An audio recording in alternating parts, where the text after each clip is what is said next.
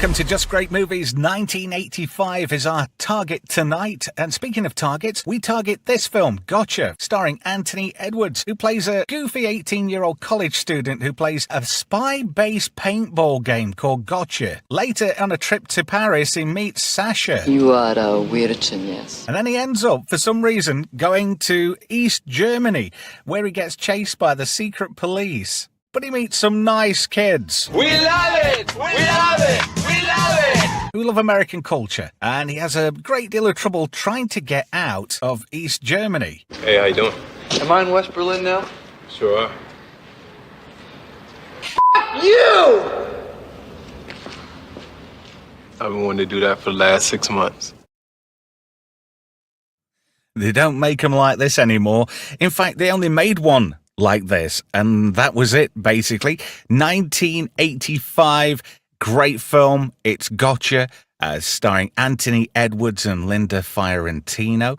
Made 10.8 million at the box office, but it cost 12.5 million to make, so technically a flop. On the channel tonight, reviewing this fantastic movie that you probably missed, is the Oldest Gamer. Thank you for joining me tonight. Good evening, Trev. I hope you're well. Yep, doing great. Great movie tonight, too. It is. And hello to Atom Gray. Nice to have you on the channel. Oh, it's a pleasure to be back. Thank you so much. And we're talking about an absolutely cracking film from way back when movies were actually half decent. But this is one of those. Apparently, it's shown late at night on HBO. Is this a true fact? It was kind of a staple in the 80s. I think I saw this in the theater, honestly. I did, too. Really? And I was lucky enough to rewatch it last night. I found it on the old streaming. So let me try and find a view here, what actually works. There we go. That's not too bad. It's an interesting premise. You've got Anthony Edwards, and this is sort of like his first tryout in Hollywood as a leading man. And it didn't really work out for him. He was all right at playing Gilbert in Revenge of the Nerds. He was okay at playing Goose. He was okay in ER. But I don't think he had the acting chops or the presence and weight to actually pull off a movie. Although this is quite good for what it was and for what it is. If you don't expect too much and just unplug and enjoy the film as a whole, it's not that bad. What do you think, Gamer? No, I enjoyed the movie. I actually rewatched it on Saturday. I think this movie is hilarious. And it's one of these movies, it's like Predator, in the 80s, that the way the movie starts, it smacks you as being 80s. The clothing, the hair, everything, and it's like, holy cow. I started watching it and I just started laughing right away because I'm like, no, dude, I feel like I live this with some of my friends. So no. It's good though when you can find a film so relatable. Well, exactly. And I enjoyed watching this all the way through. And I even texted you the opening of this film, and I just started laughing again out loud. It's like, it's hilarious. Just the interaction with, I forget the character's name, but you'll probably get to it where, asking her out for a date and everything. And, oh, yeah. Yeah. So I enjoed this movie. In fact, when you were offering this as a possibility, I jumped at it right away because I really like this film. I'm glad you did, because we're obviously like-minded people and we like the same films. Yeah. Atom, do you have a similar connection with this movie? Does it take you back to a better time in life, where you could find things relatable? We were all growing up at the same time. We were all experiencing the same things. Well, as much of a cliche as it is, it was a simpler time, and I jumped at the chance to do this one with you because I hadn't seen it since the 80s, and I really wanted to see how well it held up, and I was delighted. It was exactly what I remembered, and I got to show it to Babs for the first time, and she enjoyed it. Good. This is one of them films that you could actually just enjoy. If you don't, if you treat it for what it is, it's just like mindless entertainment. Simple fun, and it doesn't try to be anything that it's not. It just delivers a nice little package with a decent plot, and I'm And surprised at how I many think people haven't seen this film because Adam mentions Babs. I mean, there was a few people on X that were pointing out, oh, they've never seen this film before. I just assumed, even not Gen Xers, but people that are younger, like you were mentioning it, whether it was on HBO, I just thought over the years, this is a movie that somebody would have run across either a video rental or once those went away on HBO or on Amazon Prime. So the fact that there are still people that have never seen this is pretty amazing to me. And the irony for me is I actually watched this film in Germany. Oh, really? Yeah. Luckily for me, it was in West Germany. But it was 1986 or 1987, if I remember right. My brother was stationed in the RAF, and we went to visit him. And he got all these, like obviously pirated videos, you know. People on these bases, they have a little bit of a cabal, don't they, where they rent out videos that only just come out and they got them on VHS already. It was one of those kind of deals. So you were over there before the Berlin Wall came down, so it was still timely at the time that you watched it. Yeah. So it was kind of relevant. I mean, I didn't think about it too much at the time because I was like only 12 or 13 when I actually watched this. So for me, it was good. Germany was a very positive experience for me in more ways than one. I want to just have a quick roundup and say hello to a few people in the chat who were in there tonight. I've got to say congratulations to Voice Dude for being the first one. There's a bit of a race to be first. Normally it's Franco or Paul Dickinson. But Paul Dickinson was second, who was professing that he prefers to come second. Garbage Who AI came third. Franco was fourth, so I want to say hello to everybody in there. Also, Destrom's modding tonight. Hello to Paul, Franco, and let's see who else is in there at the moment. Brian's there. Gavin Blackburn. Sword in the Storm. Who else is in there just before we crack on? Eraserhead. 666. I like that. That is a good screen name. I like that. Eraserhead. I like that film. So we start off on a college campus. It doesn't actually say which college it is, does it? If I remember right, but it's UCLA for a guess. Yeah, that's what it seems like to me. Shot at UCLA. Yeah, it kind of fits the bill, I suppose. Yeah. So this guy is a bit on edge, and he's looking over his shoulder. He's going about his business, going around campus. And then we get a glimpse of this. This is Jonathan Moore, played by Anthony Edwards. Now, I'm not going to reveal too much of what's going off at present, because we've kind of got to lead into it. So Jonathan, our lead character, starts following this guy. And he starts getting a bit paranoid, this kid. Turns around, there's nobody there. Obviously, Jonathan's hiding out of view. But he pulls out this gun. And you think, hang on a minute, this is getting a bit serious. So this guy knows to run away. Sword in the Storm says, holy shit, he has hair. Yes, Goose did have hair back in the day. Don't forget, he's probably... in fact, let me just quickly look to see how old Anthony Edwards is these days. He's 63. So he did well with the hair, to be fair. So this guy's running for his dear life. Jonathan jumps over this wall, and he's trying. Have you noticed? This kid circled back on himself. Those steps were in view when he was going into campus. No, I didn't catch it. Yeah, so he's kind of circled back on himself. So Jonathan's running down the hill there, trying to catch this guy, and at the bottom of the steps, he shoots this guy. This girl, she starts losing her shit. Oh, you didn't kill him, did you? Oh, no. It turns out that she says, oh, you're not going to shoot me, are you?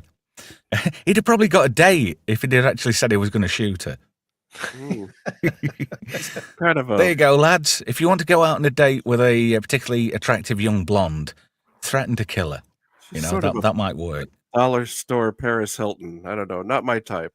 No, not mine either, to be fair. But this was the stereotypical hot chick on campus, wasn't she, back in the day? Mm-hmm. So anyway, he says to this guy, oh, gotcha. I was this close to getting away, and he's like, yeah, whatever. But this girl's a bit of a bitch, to be fair. And she says, oh, you spilt some pop on my jumper. Well, it was she did it. She was the one that shit herself, yeah. Yeah, right. So he goes on to ask her out on a date, and she says, you come fucking playing this game, running around like cowboys and Indians. You ruin a $60 sweater, and you've got the balls to ask me out. She says you're probably you're without a doubt the biggest asshole I've ever met. And he says, "Is that a no then?" Is that a no? Yeah. And then she flips him the bird. I like his response prior to this, where she's like, "You have the nerve to ask me out," and he's like, "Yeah." Yeah. The look on his face though is like, I did, It's just sheer ballsiness of it. Yeah. The way he just said it, like, yeah. Thing is, though, is like it's like the Porky's format. You've got your typical college student, and all he cares about is dicking about and getting laid. Mm-hmm. Yep. And that's basically what he's up to at this point. He's a virgin. He's that's a what makes the weird gin. response even better when she says, "You're the biggest jerk I've ever met," and he's like, "Is that a no?" I mean, it's perfect comeback after his initial, well, yeah. Well, this slide here, this is the one where is that a no then? Yeah. You've got moment early in the film. I just love it. The guy has got cojones the size of Florida grapefruit. That's all I can say. Yeah. So anyway, it continues on that Jonathan is playing a game called Gotcha. It's basically like a paintball assassination game. But Jonathan's got an edge because he's so dedicated to playing Gotcha. He gets everybody, and he goes to extreme lengths to get people. And he's like, gotcha. And then he shoots this guy. And he's like, yeah, whatever, man. I just want to point out that there was a time, young children, that you could run around on a college campus with a realistic gun and not have your head blown off by the police. Yeah. Those days are well behind us now. Yeah, I caught that when I'm opening. It's like, oh my God, he's pulled out the gun. It's actually visible because I had forgotten that. And Adam's absolutely correct. There's just no way you could do that. Paul Dickinson rightly says that girl was holding a can of Diet Pepsi. And he says, what a product placement moment. Yeah. Franco says, how's that top ruined? Well, when he comes down the side of that staircase, he sort of like runs past her and she kind of shits her pants a little bit and she throws her arms up in the air and she basically spills pop on herself. Sword in the Storm says, nice sweater lumps. Yeah, get your product in between those boobs and see sales. Yeah. It's a choice of whole new generation. I just wanted to put that in there. Nice. Yeah, at least we're not doing the wave. That didn't happen over here with Coke. With the new Coke and the old Coke and the whole wave thing. You didn't get new Coke? No, we just had Coke. That was a disaster. Yep. Yeah, apparently so. They went back to the original formula in no time at all. Well, original in quotes. It was not the original formula. Didn't it go back to being classic Coke instead? Mm-hmm. They rebranded it as classic Coke, but like my grandfather sold candy for a living, and so he actually had quite a bit of the old Coke, and so I compared them, and it's close, but it's not the same formula. The closer formula you would get is like if you were to buy soda in Mexico with I was going to say Mexican Coke is supposed to be the most legit formula. Yeah, that's the only Coke I drink because it's actually made from cane sugar and not corn syrup. It tastes totally different. Yep. That's the weird thing. Your pop is kind of not legal to be sold in our country. Yeah, because it's disastrous for you. Yeah. Well, we have a lot of corn subsidies, so they put it in everything. Although American candy stores are quite prevalent over here now. So when we get the chance to get a proper can of Dr. Pepper, what we perceive as a proper can of Dr. Pepper, we kind of dive on it. And it does actually say on it, it's got a high amount of corn syrup in it. Apparently that's not good for you. No. It's not the best, no. Oh, Paul Dickinson says in the chat, he's old enough to remember Tab. Tab had a very short lifespan in this country. They tried it, and I quite enjoyed it, to be fair. And it lasted about 8 months, and then it was taken out of circulation. It was about 5 years in the late 70s here, I think. Mid to late 70s. And then What? it kind of vanished because they introduced Diet Coke and Diet Pepsi and a bunch of other things. Did you guys ever get Royal Crown over in England? Oh, yeah. No, we didn't. In England, no. Yeah. No, we had Royal Crown. Yeah. Yeah, which I like. I actually like it. Yeah. When the whole Coke thing happened and trying to find alternatives, there were some store brand sodas that were okay. Royal Crown was an adequate substitute. But yeah, it was never quite the same. And I'm so far removed now from regular Coke. All I drink now is Diet Coke, which is probably no good for me either. Do you know something? It's weird. British people don't have a thing for root beer over here. When McDonald's first came to my town in 1984, right, root beer was a staple. It was, you got a choice of drinks and root beer was one of them. And I used to just go to McDonald's all the time just for a root beer. Gavin Blackburn says, all British pop is rubbish now. Thanks, Jamie Oliver. Yeah, he's a twat and a half. Hail to Jacob Ironside, who's joined us in the chat too. Nice to have you in there. I love root beer, like from A&W. Actually, my favourite A&W. A&W's not really one I'd go for, to be fair. If I was going to go for any, it'd be Polar. That's like the best, I think. I think you either love or hate root beer. There's very little in I between. love it. Well, I first had a can in 1980 when we emigrated to Canada from England. And there was a family that was on our street what got there like about 3 or 4 months before we did. So we got an indoctrination to what was good and what was not good. And I remember the first time trying a root beer and it was like, what the hell is this? And everybody's like, you hate it, don't you? And I'm like, no, I don't. I love it. I'll have yours. Thank you. But a lot of people over here say it tasted like a medicinal mouthwash from back in the day called TCP. And I think it's great. Gavin Blackburn says root beer is insidious. Yes, it is, like the Federation. So going back on to, wow, we've really gone off track there and spent a good 5 minutes there talking Soda about chat. pop. Yeah. So anyway, Jonathan goes to the extreme to play gotcha. This guy's just riding his bike and he's hiding in a rubbish bin. And he shoots this guy. The look on this guy's like, what the fuck? What just happened? Gotcha. He even pretends to be disabled, which Now, I this think I don't quite get. I'm not sure how you could be less conspicuous, like wrapping up in a blanket in a wheelchair. Yeah, but he goes around campus and he's more or less in like his version of fatigues. Yeah, I don't know. This made me chuckle. Yeah. So it comes down maybe this. the blankets is camouflage, Yeah, it comes down. Maybe it's a case of people wouldn't assume somebody in a wheelchair to be harboring a paintball gun. But he kind of sticks out like a sore thumb. Yeah, it's Gilbert from the Nerds. Look, he's in a wheelchair. So he shoots this guy and he's gotcha. But now the tables have turned because somebody's got a gotcha card for Jonathan. And it's got his address and everything there. Gailey Avenue. Would you, any of you guys like to live on Gailey Avenue? No. I'm going to pass. Yeah. No, it sounds more like a San Francisco address than an LA address to me, to be fair. Wow. Here all week, guys. So this is Briley, and he starts taking a shot at Jonathan. Jonathan's really good. He's quite agile. Jumps over a staircase, starts running away. Briley starts looking for him, and he's hiding in a bush. Not that anybody made a joke about bush in the 80s in these kind of movies.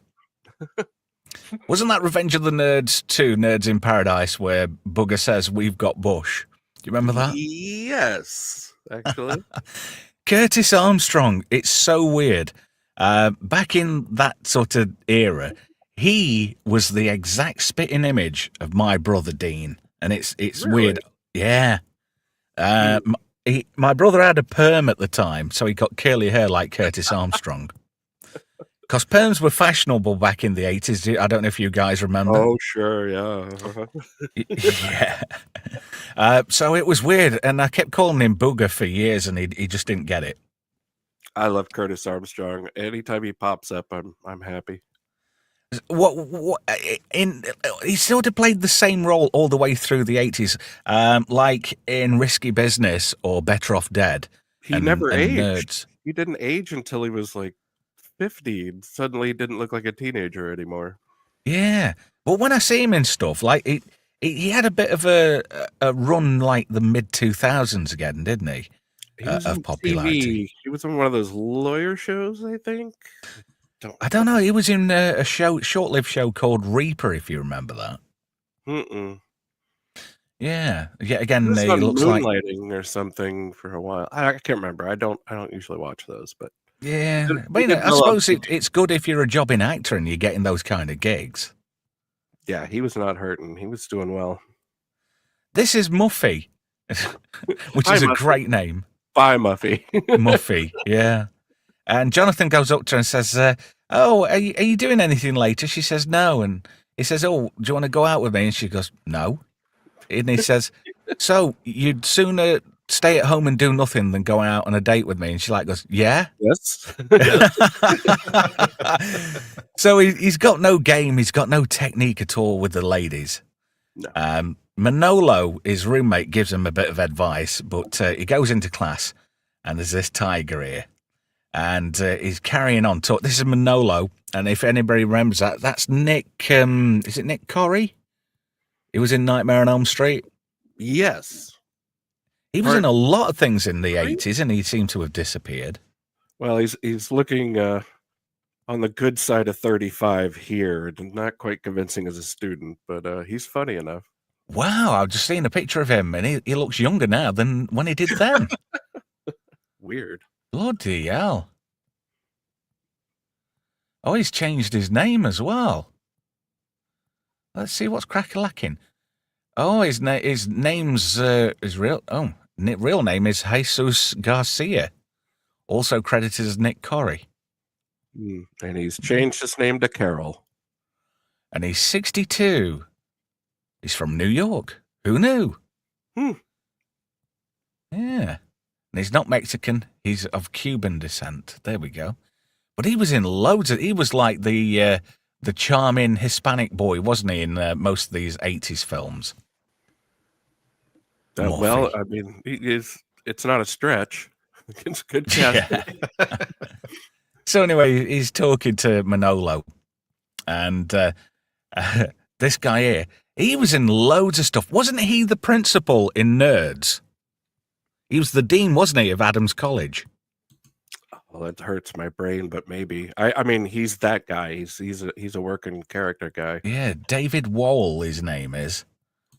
So he's basically about to tranquilize this tiger. So look, he's got this trank gun, and he's got it locked up in a cabinet just to the left of him there. Yeah. And that might be important. It might have relevance later down the line. Yeah. So anyway, he says to the tiger, "Go ahead, make my day," and he shoots him in the arse. Poor kitty.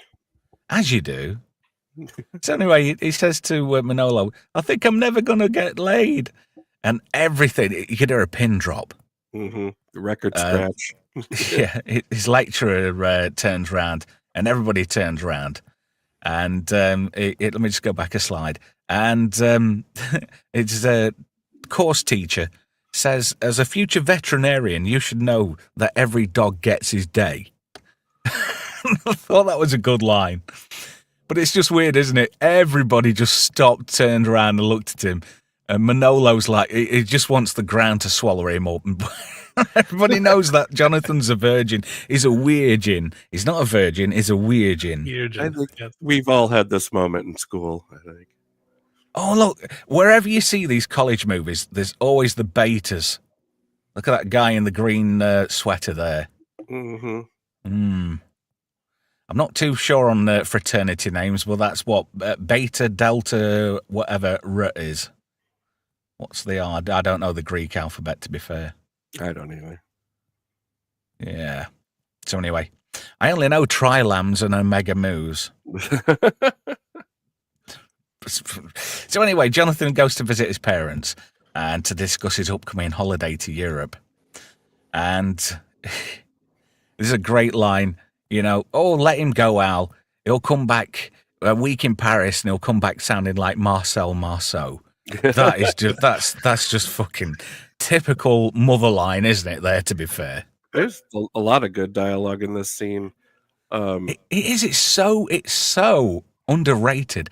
This is Marla Adams who plays Maria Moore, Jonathan's mother. But that guy there, that's Alex Rocco as Al Moore. He's in shitloads of stuff. He played a lot of mob roles, didn't he? If you remember. Yeah, He's he the was Godfather, everywhere. isn't he? It was either, yeah, he was. He's either a mob guy or a cop. It's one way or the other with this guy, and it must have been a refreshing change for him to play somebody normal. So anyway, he goes, I want to take your camera. He says, it's not a camera. It's a Nikon. Nikon. And that's total 80s. Yeah, no, I knew people like that. Oh, yeah. The funniest thing about this to me is, look at this freaking house, and his dad is such a tightwad. He's like, doesn't want to give him money to go to Europe. He's, Yeah, but that's usually the case, though. These guys made the money in the 50s and whatnot, and they learnt the hard way. That hard work kind of pays off. So maybe he's trying to instill a bit of that work ethic into his son. I think he's just a tightwad. Yeah, he's just a mean old bastard. Money because Jonathan's driving around in a BMW, isn't he? We see. No, he's got a Mustang. Oh, Mustang. Excuse me, but it's a convertible. It's a real nice car too. It's a 65, though. It's a really nice 65. I like 65. Proper Mustangs. Before they changed them in the late was it 68 when they changed again and they became the like the ones in the original Gone in 60 Seconds. Like the ones that they made into the Shelby shape, the 500, not the GT5. It is the GT500, isn't it? Somebody get Jay Goodman on the line. He knows all the car stuff. Anyway, I just know what I like. Jonathan's got an ace to play because all he has to say is "Mom." Yeah. Ow! Then it happens, and then he's off to France. And then when they get there, hey, you're nice American boys, eh? Right, the typical French taxi driver, Parisian taxi driver. He looks all nice and whatnot, but he's a shark. Well, you can see that coming. I'm safer and much, much cheaper. He gives it all the proper French shit, doesn't he? He's the atypical French guy. Yeah, so the boys are a little bit charmed by this guy, and they're like, hey, come on. I give you a special price, American boys, eh? now the camera is ridiculously undercranked, and they play it for a long time. Yeah, this whole sequence look like Laurel and Hardy or something. Yeah. Well, this guy's got this shitty old Citroen, and he drives like a complete twat around Paris. Anybody who's driven around Paris knows what it's like there. You take your life in your own hands. And Manolo says, where did you learn to drive, East LA? And I thought that was quite funny. And then he's like, the fare, 200. And he takes the money, he says, 200 from you and 200 from you. And he says, he takes the rest of the cash out of Manolo's hand. He goes, what's that for? The tip. Thank you, boys. Eh? Bye. He fucks off in double time.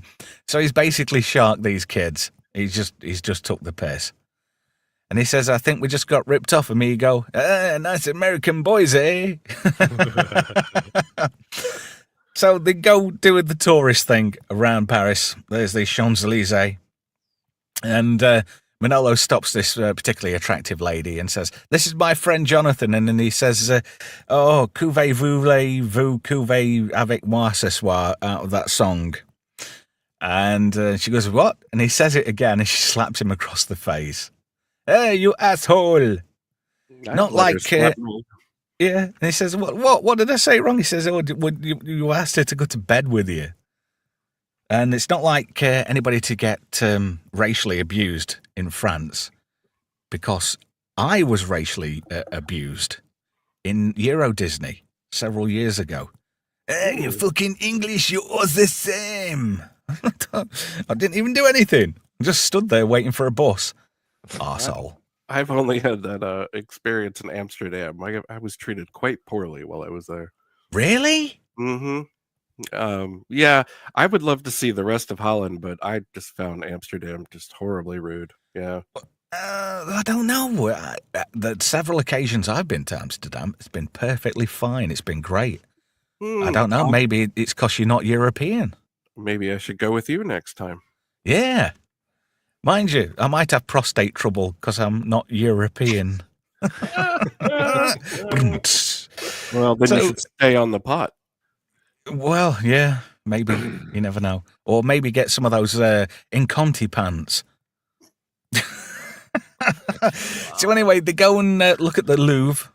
Manolo spots this particularly attractive young lady. Jonathan turns around. Manolo's gone. And he's straight in there. And he's got, look at that leather pants. Yeah. That's so 80s. Yeah.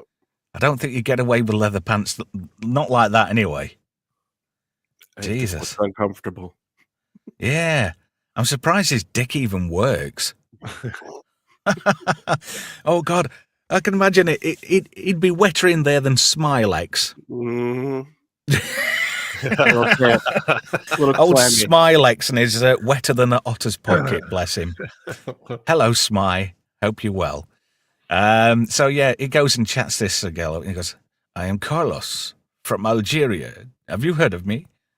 Some will say I'm a terrorist. Yeah. So he's using the race card to get laid. Yeah. So we can't fault him. And she's Swedish, apparently. Heidi. Heidi's not a Swedish name. That's a Swiss name. Just for the record. Well, that pays off later, actually. Well, yeah, true. He says it didn't work out. She was actually Swiss. Something. I think that's the line. Yeah. Yeah. But yeah, she's kind of tasty. She is something. Yeah. So he's like, I'm going to take her back to the room. He says, I can't be seen round with Bambi. That's his nickname, isn't it? They call him Bambi because he looks so young and innocent. Those doe eyes. Which isn't going to do him any favors later on. And he says, like, yeah, I'm in. So if you come back to the hotel and there's something hanging on the door handle, do not disturb. So Jonathan decides to go for a drink, and he gets the biggest dickhead waiter in all of Paris. I love this waiter. This is played really well. You know, it's a cliche, but this is well done. Yeah, but that is the typical Parisian waiter. That's exactly how they are. Yeah. They're all dicks. They hate the jobs. They hate the customers, and they haven't got time for anybody in particular. But Jonathan's a bit ignorant to the ways of the world. He is kind of green behind the ears, shall we say.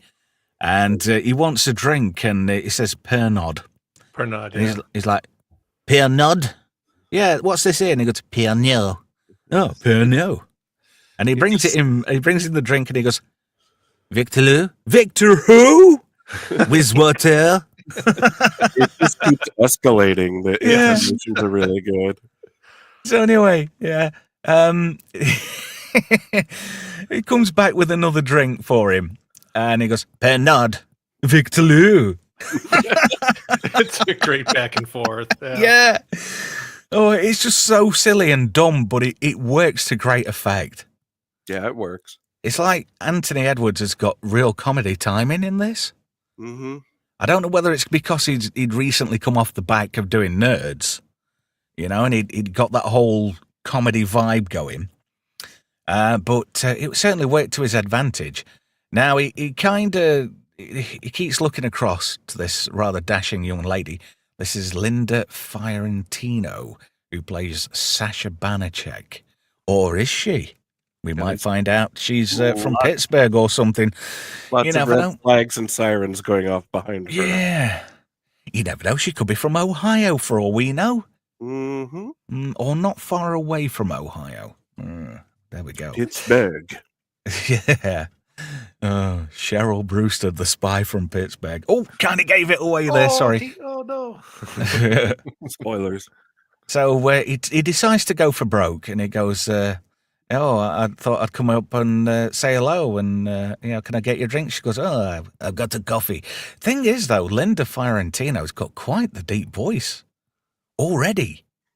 But she really does sell this, although she does come across as though she's overacting in places. Yeah, her accent is okay in hindsight. It's enough for 15-year-old me to buy, I'll tell you that. Well, yeah, but I've always had a thing for Linda. And she looks she looks exceedingly gorgeous.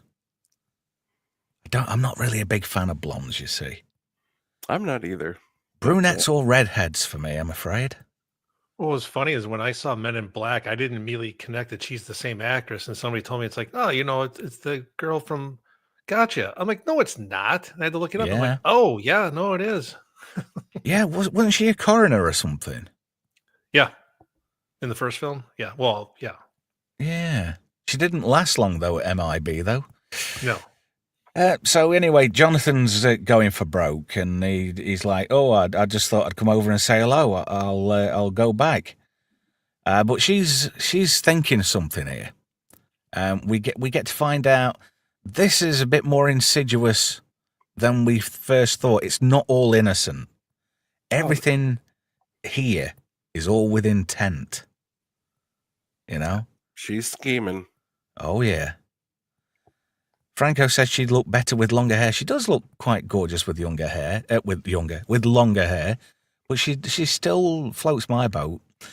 So she's like, I thought I saw you on your own. I thought I'd come and sit with you. So tables have kind of turned now. But she does have that kind of Eastern European vibe to her. Yeah, she's well cast in this.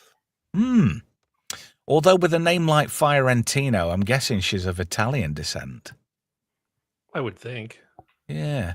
Let me just have a quick look. She's 67 now. She's actually from Philadelphia. That's near Pittsburgh. Yeah. Her real name's Clorinda Fiorentino. Clorinda, that's a rum name, that. Yeah. Let's see. She was in the When last she gives her age in the seduction. film too, it's pretty close because she says she's 23, and so 24. She says 24 in the film. 24. Oh, okay, Yeah. that's what. And then she's actually 23 in the film, so it's pretty close because Anthony Edwards is pretty close to his age in the film too. And according to this, she's not currently married. She got divorced in 93. Yeah. It's all right. I'm just having a look to see if she's single. Ring her up. Going for the older woman, Trev? Yeah.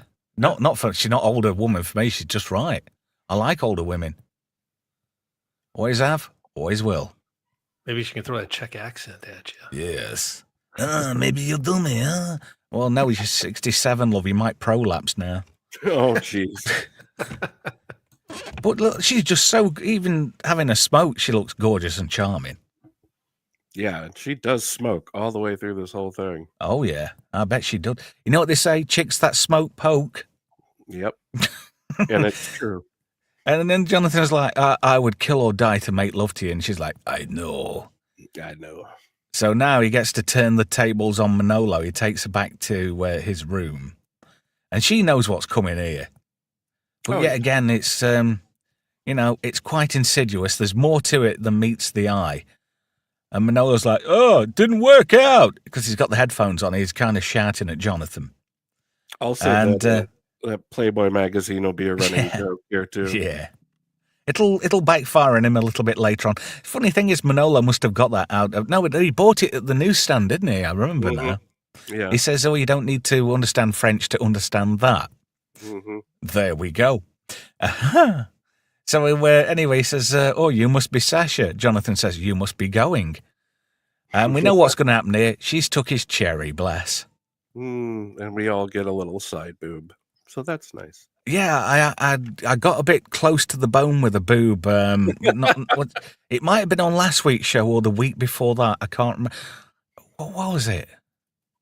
It was a full-on titty shot. It might have been Looker, actually, when we did Looker. I think it was. Yeah, which is still a great film. So she kind of gives him a bit of an education in how life works and culture and stuff like that. So she, takes him for a picnic and some nice wine and, all that kind of stuff. So he reciprocates and gets her a root beer float of all Root beer things. float, yeah. You slurp it. Yeah. It's effervescent, but fluffy. You slurp it. You slurp it? Yes, you slurp it. That she does. Oh, wow. So anyway, it's like a blossoming romance. It all seems to be going rather well for Jonathan. Too well. Too well.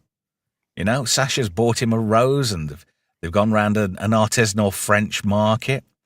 And then Manolo finally gets a Swedish chick. And he goes back to the hotel room. And there we go. Do not disturb. If there's something hanging on the door, back it up. So he says, we'll have to go to your hotel room. So, he's filling his boots. He literally is filling his boots at this point, isn't he? Yep. He's never had it so good. That's pretty realistic, actually. Yeah. She must be squelching. Luckily, there's a bidet. Yeah. Franco in the chat says, I would be very suspicious by this point. Yes, and you'd have very good reason to as well. So Jonathan rings his parents up and he gives them a bit of bad news. I'm going to go to Berlin with this girl I met. And they're like, what? You're supposed to be going to Spain. So he finally plucks up the courage to tell Manolo. He says, I'm going to catch up with you in a little while in Spain. He says, but I'm going to go to Berlin with Sasha. So he gets at Berlin airport, and I love this. He says, oh, look, I've got you an authentic rent-a-wreck. And that's an old Citroen, isn't it? That's a C5, yeah, Citroen C5. Notoriously bad cars.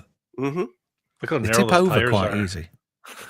Oh, yeah. Do you know, there's a rule over here, and I teach this to people. When they pass their driving test, and they finally get a full license, and they decide to get a car, I always tell them, never buy a French car. It's true as that. You should never, ever buy a French car. They're so bad. Yeah, they brought Renault over here for a little while in the 70s. We had Le Car. The car, God, yeah. it's a piece of junk. AMC build in Wisconsin. Yeah. Yeah. Ugh. Junk. No, French cars. No Peugeot for you, Trev? Oh, 2CV, sorry. Yeah, it's a 2CV, Franco says. What did you say, Gamer? I didn't tell you. You're not interested in getting a Peugeot? A Peugeot, you mean? What did you? A Peugeot? Oh, you're getting all French on me, no? No. Pernod. Yes. Victor Lou, Gamer? Yeah, I'm picking up the accent from the movie. Yeah. Victor Lou? That'd be a great screen name for using on YouTube. Victor Lou. Oh, yeah, it would. There we go. I'll expect to see him in the chat next week. So anyway, they go sightseeing and doing the tourist thing around Berlin. They go to an Oompa Loompa beer fest type thing. Typical German beer hall. I went on a caravanning thing a couple of years ago, and a friend of mine who's on the woke side of the bus lost his shit because they had an Oompa Loompa band on, and he was going on about how racist it were and how Nazi it was. Oh, God. And do you know what we did? Poured beer on him? We took him outside, and he didn't come back in with us. Yeah. Nice. Yeah, We left him outside. Honest. A good time. Yeah, but he was drunk, and he was shouting his mouth off and spoiling the fun for everybody, you know, like people with purple hair tend to do. So Sasha nips off quickly, makes a phone call, and she makes an arrangement to meet somebody. And look at this, a typical Heineken bear. Hofmeister bear, sorry. I don't know what has he got an ashtray on his head or something, or is he wearing like a crown? I think it's a crowd. Yeah. So anyway, that's the Berlin beer bear, a Hofmeister. I love a bear suit, I'll be honest. And this is before furries were a thing. Oh dear. Jacob Ironside says go-karts are better than French cars. I wholeheartedly agree with that. That is true. So when you're in, you know, a city of two halves, you've got West Germany and East Germany. So you've got West Berlin and East Berlin. Obviously, East Berlin is the bad part of town. When you go on vacation to Berlin, the one thing you don't do is go up to Checkpoint Charlie and proceed to enter East Germany. Yeah, don't do it, folks. But, you know, that's the kind of thing you do when you're young and naive and you're 18 years old. And they start going across the checkpoint, and then you've got these DDR police or soldiers or whatever they are, taking photos of people coming in. This guy nearly gets run over because Jonathan's watching the cameraman, and he whacks his truncheon on the hood of that car, and Jonathan's like losing his shit. He put a nice dent in that car. Yeah, he put a real dent in there. Definitely. Oh, dear. And then he goes, Jesus Christ, you put a curse on me! Oh, so he has to do a bit of explaining. He's like, oh, watch the car. So they go and get in this hotel in East Berlin. And Sasha conveniently poddles off in the night like she's on a rendezvous, like she's going to meet somebody. And yet again, she's there sparking up. She must have got through some cigarettes making this film. Yeah. She certainly didn't look like she wasn't enjoying it. And as anybody who enjoyed having a smoke in the 80s, 90s, and 2000s, you know, I must admit I did love smoking rather a bit too much. I will admit that. I also, yes. It was great. I never smoked. Really? You're lucky. Yeah, good for you, because it's hard to quit. Real hard. You never had a doob? Nope. No, you've never had a doobie? No. My goodness. Yeah. Only the occasional cigar, like at weddings. Oh yeah, I've always got time for a cigar. I love cigars. Yeah. Oh yeah. In fact, I think I would stretch to a cigar. You know, if I'm soon to be a grandfather, so maybe in December I may treat myself when my granddaughter gets here. Ooh, nice. That seems fair. Yeah. So anyway, she sparks up, and this guy comes out of the shadows, and they're being observed. This is Vlad. You could not get a more Russian-sounding name, but this is actor Klaus Lowich. Yeah, that's it. There you go. As Vlad. All of the side characters, I wanted to mention it at the security gate, but all of these side characters are really well cast, and they are. The stereotypes are funny. It's not played to be mean, or it's right. Not making fun of people, you know, personally. But the stereotypes are true. That's and then it comes that's across. Why it's funny, yeah. It's like art imitating life precisely. Mm-hmm. Yeah, it's not mean-spirited in this film at all. It's But Sasha receives a torn dollar bill. Now that's going to come into play a little bit later on. This is all some, as Jonathan says later in the film, and I don't like giving too much away, but this is some proper spy shit. Yeah, this is classic. Yeah. So this is a spy technique. This is tradecraft. And this guy here, you could not find somebody who would look more German ever than this guy. He looks. There was a guy, wasn't there, in the 80s? He was in Knight Rider and Street Hawk, and he was the typical German asshole. And he was in a load of things. I can't remember his name, but he got. He was the typical blonde German asshole. Oh, I'm trying to remember who that actor You know the guy is. I'm talking about, don't you? Yeah, but I can't think of his name. No, neither can I. Is it Klaus or Werner or something? It'd be something like that. Something typically German, of course. Yeah. I mean, a lot of these roles, you know, like with Klaus in this film, you got folks that probably do speak fluent German, and so it's like perfect. And then they say, then you got the look. You know, so back in '85, you got somebody, you know, that's your prototypical East German. You know, I don't know whether it's a European thing or what, but you know, when there's certain actors in certain things, I can always tell the difference whether they're Austrian or German. I think that's a learned thing. I could not. Really? No. Oh. Well, it's weird because you get people like Christoph Waltz. Mm-hmm. Now, when he talks, he's clearly Austrian. You know? Austrians tend to have a better English accent in the long run. That's not... I'm not including an Arnold Schwarzenegger in that say statement. including Arnold in that? Okay. No. Arnold's the exception to every rule. Obviously, he's a different kettle of fish. Go and find him. Show me your leadership skills. Oh, God, that's the Bill Hader thing right there, isn't it? Oh, man. Abs and I love that one. I remember when rock and roll came to East Germany, the communists said it was subversive. Maybe they were right. Downwind air current tipped me off. Think I smelt them coming? I did. That's coming up in the new year. Commando on Just Great Movies. Ooh, Can't wait for that great one. movie. That's in January. Ooh, that's after we do the big Trek marathon. Yes. Oh, that's going to be big. I'll play a trailer for that at the end of the show. Not any time soon, of course. Yeah. So yeah, this liaison is completely watched by Vlad. Vlad's got a hard on for Sasha, and I can't fault him one bit.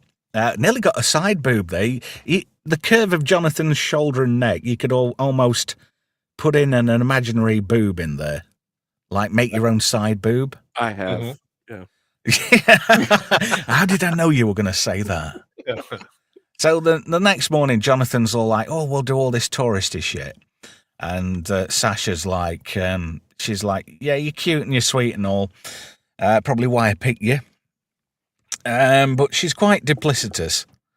But they go and do the tourist thing, and Vlad's watching on, completely bemused. So after taking a few shots with his dad's Nikon, it's not a camera, it's a Nikon. They go for a stroll around East Berlin, but she stops off at a photo booth. You don't see photo booths anymore. Well, that is so strange. Yeah. It's been a minute. Photo booths were everywhere. 1 hour film processing, all that. It's all gone now.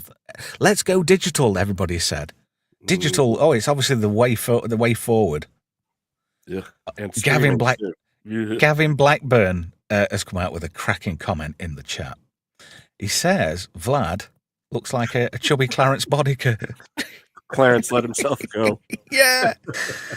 Although Kurtwood Smith's in great shape for his age. I think. I haven't seen him recently. Yeah. He's still looking good for his age, to be fair. Boddicker is one of the greatest screen villains of all time. He is. He is. He's like the quintessential 80s bad guy. Mm-hmm. If you were going to pick anybody, it would be like a toss-up between Darth Vader and Clarence Boddicker, I think. I'd like to see them duke it out, actually. I don't know. I don't think Vader would stand much of a chance against it. Can you fly, Vader? Chuck him out the back of a TIE fighter. Oh, Gavin's killing it in the chat there. Oh, can you eat pies, Bobby? Yeah, there we go. Who ate all the pies? It was chubby Clarence Boddicker. So anyway, this liaison here continues. More spy shit. The other half of the dollar bill. Dun, dun, dun. Yeah, but it looks like that's the half what Sasha got.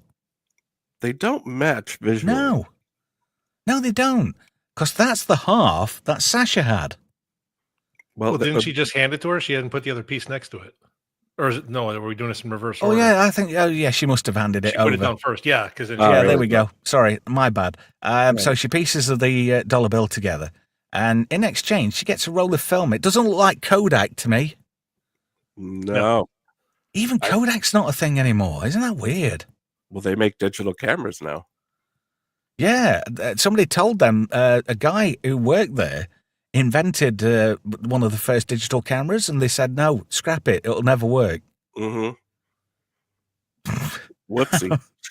Yep. It's like Xerox saying to people, come and have a look at this computer thing we built. You know? I don't recognize the brand of film there. I used to live with some photographers, but my assumption was that it is a European brand of film, and that's why it stands out to Jonathan later. I don't know. Yeah, I don't know. If it wasn't Kodak, was it Minolta, another one, if I remember? Or was that just a brand of cameras?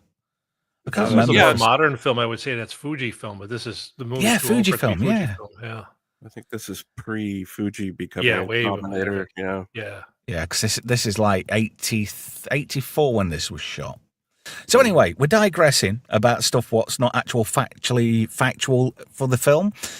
So Jonathan and Sasha go for some food, and look who's there. It's chubby Clarence Boddicker. Gavin was right. He's stuffing his face. More pies. Yeah. And then to make matters worse, Sasha gives Jonathan some strudel. Oh, look, he's stuffing his face. What a surprise. Who ate all the pies? Who ate all the pies? Chubby Clarence Bodica, Chubby Clarence Bodica, who ate all the pies? There we go. Franco says the Asdry shopper has a photo booth. Really? Wow. Oh, Agfa film was what Gavin Blackburn used to use on his porn shoots. That was the one I was trying to think of. He probably didn't do porn shoots, to be fair. I just made that up. Sorry, Gavin. Allegedly. Yeah. So Sasha just says, oh, I've got to do something. And she kind of splits because she's got to drop this film off. But Vlad, a.k.a. Chubby Clarence Bodica's following her. So she starts wandering off and ends up going on an inadvertent factory tour. And Vlad follows her into this building and she manages to lose him. Meanwhile, Jonathan's outside a butcher's shop and this DDR cop comes up and just starts hassling him and being a total dick. Yeah. Again, another great character actor. This guy is just giving him the business. Isn't he just? But he's been the atypical, East German cop at that time. Mm-hmm. Because they'd all got sticks up their arses, something chronic. So she goes back to this guy who she had the rendezvous with. Honestly, I'm not German-looking guy. He looks a mean bastard, doesn't he? He's got like a Terminator skull with that bone structure. Yeah. He's obviously had his nose broken a few times, or what the hell kind of nose is that? Jesus. A bit off. Yeah, it's like they didn't make him right at the factory. He was hastily put together. Yeah. Fucking hell. What's the matter? Hitler Youth never... Oh. Anyway, moving swiftly on. So he's like, you're on your own, bitch. So Sasha rings Jonathan up at the hotel and says, oh, you need to meet me on this train at such a time. So this is a desperate bit of a gambit for Sasha at this point. She gets Jonathan on this train. Oh, but look what she's doing. She's slipping something into his backpack. There it is. Gavin says that guy got fired from Kraftwerk. Strudel becomes like a running joke at this point. Yeah. She also tells him if he gets a phone call from her to meet her at the Cafe Friedrichstrasse, is to get the hell out of East Germany. Well, that's I like that. Griechwalder Strasse. There we go. Griechwalder. There we go. Gesundheit. Yeah. You could probably get a prescription made up for that. That's a typical as well. A couple of German DDR cops walking down this train platform. And Jonathan just nonchalantly walks straight past him. He looks so much of a weirgin pants, sorry. He looks so young and innocent. Cops just don't look at him. They don't bat an eyelid. He's so like later, nobody golden retriever. Yeah.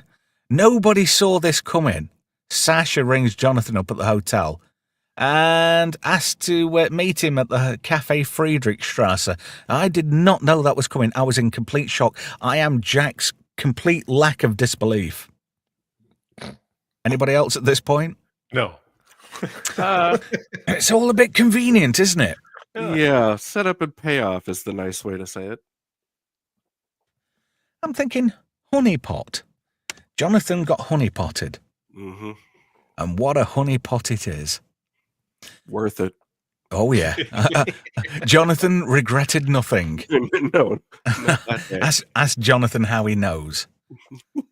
So anyway, Sasha gets picked up by they're not DDR, they're Stasi, aren't they, really, these guys, like Russian, the KGB, sorry. Yeah. Vlad is KGB. Franco says, well worth it. Yeah, I agree. So Jonathan gets the hell out of East Germany. Well, and he gets totally dicked around by these guys. I don't know whether they're serious or they're fucking with him at some points during this interaction. I think it's both. I've had some trouble on borders before. You'd be surprised, but actually coming from Canada back into the States can be an ordeal. Like I can't imagine. Yeah, I can't imagine Canadians being. No, like it's that. the American side. Americans. Yeah, it's really. Side, yeah. Yeah. They just have attitudes. They have nothing to do all day but stand in that little box, and they're just miserable. So they're just basically having fun at your expense. Mm-hmm. Well, they're bullies. Well, yeah. They probably got bullied in school, so they're taking it out on everybody else. There you go. So anyway, he gets dicked around, and why are you sweating? Oh, I'm just trying to have a bit of exercise. So then he goes to this guy who's clearly gay and repressed. But obviously, gayism wasn't a thing in East Germany in 1984 because you could get sent to Siberia for any bum shenanigans. Mm-hmm. So anyway, Vlad strips Sasha down and he gets a full-on peep show. Obviously, I've had to use a slide where the curtains are closed because she did have a kit off at this point, and I can't really show booby shots. At least it was by a female officer. They had that courtesy. So Vlad's trying to put the word out to have Jonathan stopped. But, it might be a little bit late. But this DDR guy, he gets Jonathan to strip off just so he can look at his dick.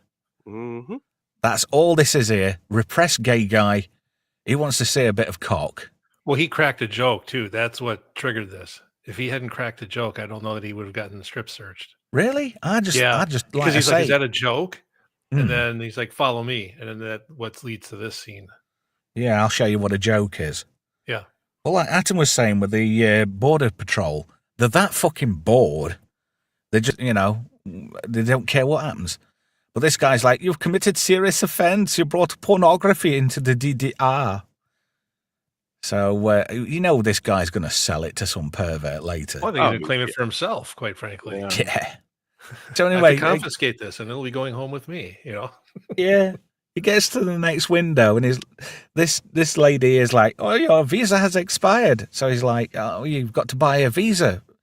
Where will I get one of those? The next window. He goes to the next window and she's like, yes, visa. Why you want a visa? She's like, almost out of the Naked Gun. You know what I mean? Yeah. That type of humor. Yeah. Which led me to ask the question: are these people purposely fucking with him, or are they for real? I've had this experience also at the Oakland Police Department. They literally did this to me. Yes. Yes. Wow. They I did. thought Oakland was supposed to be the most fucking chill place in California. Oh no. No. Really? It's a very tense place. Yeah. Yeah. Really? I am surprised to hear that. Up in the hills, it's very laid back. It's also very white up in the hills, but the rest of the city is a little rough. Well, MC Hammer is from Oakland, if you remember. Yeah. Maybe it's something to do with that. It's Hammer time. Maybe. Apparently, a friend of mine said that when he went to Oakland, all he could smell was weed. No, that's true. Wow. He said the whole fucking city. Mm-hmm. He says everywhere you went, all you could smell was just a constant smell of weed. Yeah. San Francisco's not far off either. Is there a lot of In-N-Out burger locations in Oakland? There are. I can imagine them being very popular if it smells of weed a lot. Everybody's got the munchies. Open all night, yeah. Oh, yeah. Oh, yeah. Animal style for me. I'll have a double, please. Thank you. Mm-hmm. That's on my to-do list because they don't have them on the East Coast. Really? No. Yeah, it's worth trying. Oh, yeah. In-N-Out burger. Fantastic. Although I've yet to try White Castle. Yeah. Skip it. If you want a greasy burger at 3 a.m., it's fine. But yeah, well, if it's good enough for Harold and Kumar, you could do better with Culver's or any number. Five Guys. Well, aren't White Castle basically sliders? Yes. Yes. They invented them basically. I don't know. Sliders aren't really worth the effort, to be honest. But you get a bag of them, so you get more than one. That's why they sell them by the bag. Yeah, half a dozen in a bag. Yeah, but like half a dozen of them it equates to one burger. Yeah, they're like 2 bites each. Yeah. So, it's a novelty thing. Yeah, it's more bread than protein. It's more grease than anything. Yeah. Yeah. And soaked in onions as well and grease. Anyway, this woman's like, wait, why are you so keen to get out of the DDR? You forgot your change. And he's like, fuck off, just let me go. Yeah. There you go, there's your change. Meanwhile, Vlad, a.k.a. Chubby Clarence Bodica, He's breaking the speed limit. Now, obviously, he can't get done because he's KGB. So he's trying his best to get to the checkpoint. At this point, Jonathan has exited the DDR. He's in that bit of no man's land between there and Checkpoint Charlie. And this is the bit I used at the beginning of the beginning of the show. And he goes, "Hi, how you doing?" "Yeah." And he's like, "Am I in West Germany now?" And he's like, "Yeah." And he gives it the old. He does it with such vigor. he really means it, doesn't he? When he says "fuck you." It's a very sincere salute. Yes. But the way he does it, though, it's so funny in itself. It's meant as a visceral, tense moment, for him to display the anger and frustration that he's had to endure while being in the DDR. It might be the funniest bit in the movie, I think. It's one of them, certainly. But this guy, he's like, I've been wanting to do that for the last 6 months. I thought that was near on one of the best lines of the whole film. The way the guy said it is like saying it under his breath because he knows they've all got snooper mics pointed at their direction. Yeah, with just the perfect amount of resignation. He's like, and I'm not getting out of here anytime soon.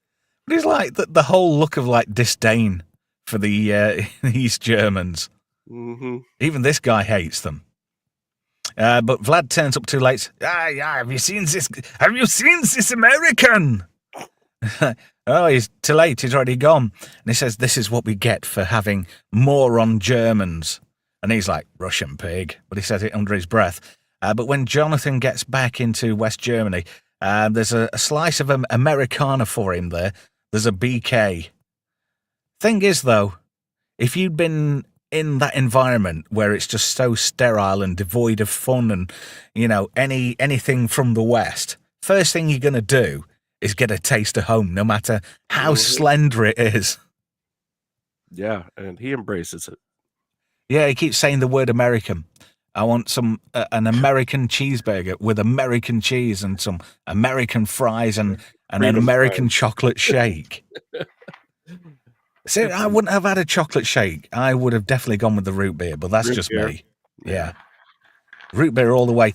Jonathan gets back to his hotel and it's completely trashed and everything's been nicked. And this guy says, "If you can't pay, you can't stay." So Jonathan ends up on a park bench for the night. And I always remember this line, Ausfaken, Ausfaken. Always, a lot of the cool Germany bits that I learnt were from films like this. And I actually did quite well back in the day in Germany. I only had 2 weeks there, but still it was a great experience and going into shops and stuff. So anyway, these cops are just basically being assholes and getting everybody off the benches, no sleeping on benches. So he goes to the Spandau. This is where he was supposed to meet up with Sasha.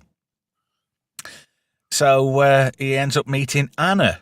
Sasha couldn't make it. But have you got something for me? And he's like, "Yeah, I've got some strudel." Yeah, again, the strudel comes into play. Mm-hmm. Meanwhile, they're at the top of this tower, and she's like, "Strudel?" She's expecting a roll of dodgy-looking film, but all Jonathan's got is the strudel. But Vlad, being the nice guy he is, being chubby Clarence Boddicker, says, "Can you fly, Anna?" And he shoots her from quite some distance. I don't know, Jonathan missed an opportunity. He could have got her while she was still warm. Yeah. Fair play. She's got fuck me boots on as well, so and the bonus hole. Yeah, he could have done had his way and said, "Gotcha." Yeah. You never know. I don't know. I'd have risked it for a chocolate biscuit. Meanwhile, Vlad and his goons, I like how some of these people are down as KGB goon. I used to love that. You know, the old Batman, the old Adam West Batman, and you'd have the bad guys, and they'd like have goon on their shirt or fink. Goon 1 and Goon 2. What the fuck was a fink? FINK. Do you remember that on some of the bad guys' shirts? Mm-hmm. Mm-hmm. What the fuck is a fink? Like a goon. Yeah, just a petty jerk is how it's used now. Like Frank Burns. Yeah, Frank Burns from MASH. Yep. Do you remember that? Oh yeah, Major He- Burns. He would be a Fink. Yep. Kind Yeah, of a I know what you mean now, because he was the guy. He ended up being in the Next Gen, didn't he? And he was in Stargate Atlantis as well. Yeah, good call, gamer. That's a Fink you. for you. Yeah. I had to think there. I'm like thinking Frank Burns. Oh. And then when you said MASH, obviously, crikey, it's been several decades since I actually watched MASH. And I used to watch that religiously back in the 80s. Well, it was on every channel all day here for decades. Yeah. Well, it was staple viewing for both sides of the Atlantic. I used to love MASH. In fact, that was one of the reasons why I stumbled on the Cannonball Run. It's like, oh, there's Klinger in it. Because he was the mad shake, wasn't he? Mm-hmm. So anyway, the KGB are running after Jonathan. And there's like some great chase scenes. And he actually gets to live out actually playing gotcha, but with the prize of staying alive. Yeah. So it's gone from being a game to actual survival.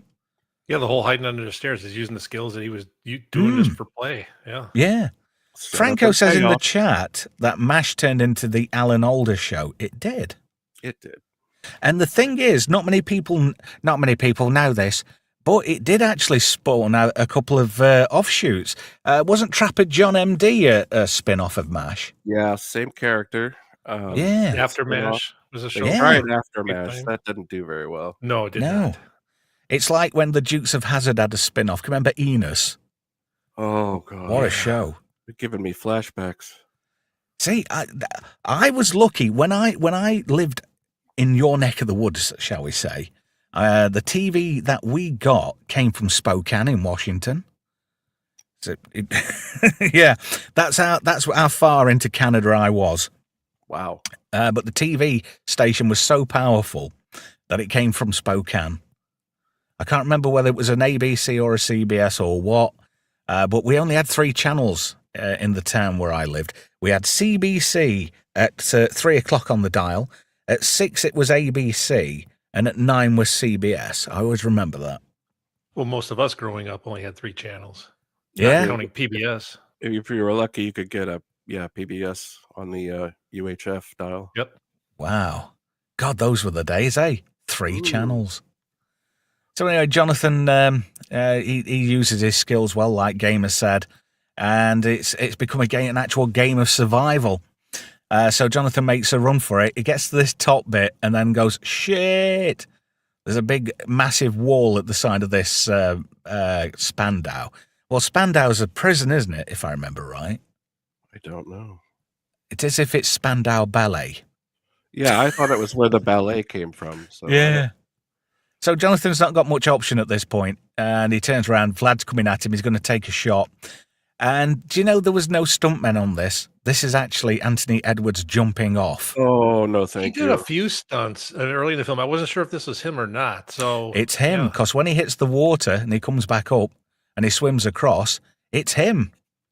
Well, he's not getting out without pink eye. I can tell you that. Hang on a minute. We're having a major malfunction here for some reason. What's going off here? Oh, great. For some reason, you're not going to believe this. For some reason, StreamYard has screwed up the rest of the slides. Oh, no. Oh, no. Yeah, it's not letting me get past 200. Is that a limitation because of StreamYard? Well, I don't know. It says file sizes up to 50 meg, right, for PDF files, which the slides exist on. So I managed to get everything, all 370 slides. I managed to get them into one PDF document. How long would it take to re-upload it? Is it?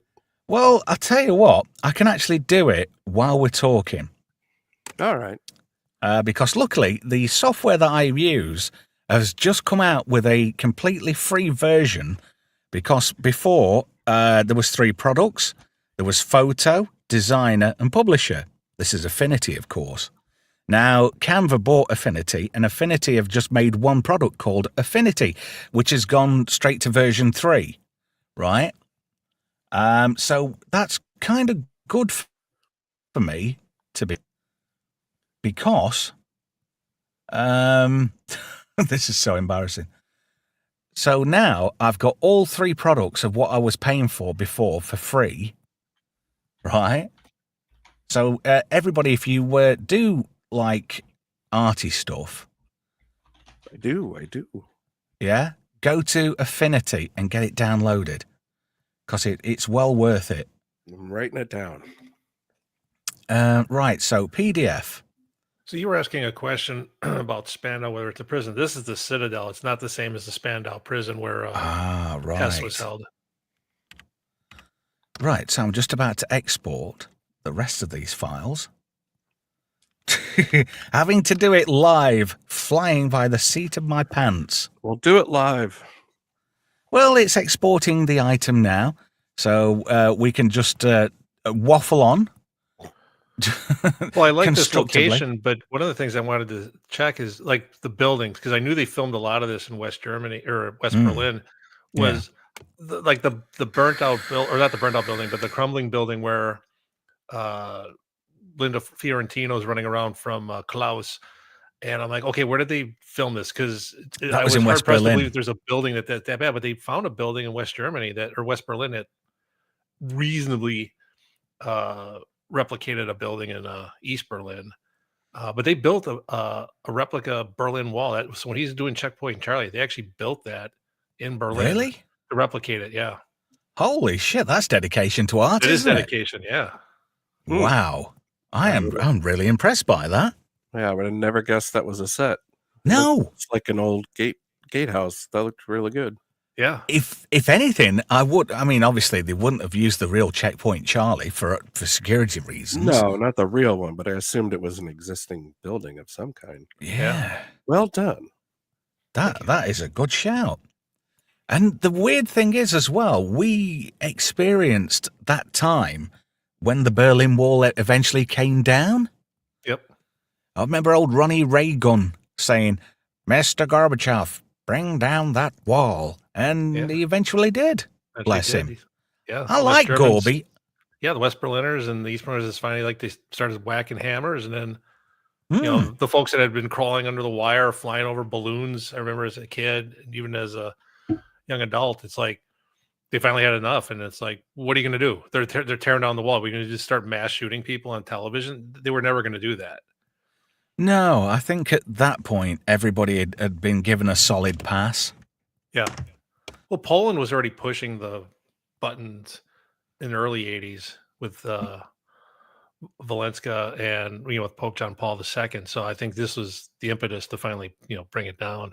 But it's funny when you see the Burger King shot too. I remember you'd see shots between East Berlin and West Berlin and how just the contrast was, where East Berlin looked every bit of how it ended in 1945, and West Berlin was this glitzy. There's lights everywhere. They had towers with lights on them. It was like this, paradise. And I can just imagine the East Berliners looking across the wall, because you could see a lot of the buildings across the wall.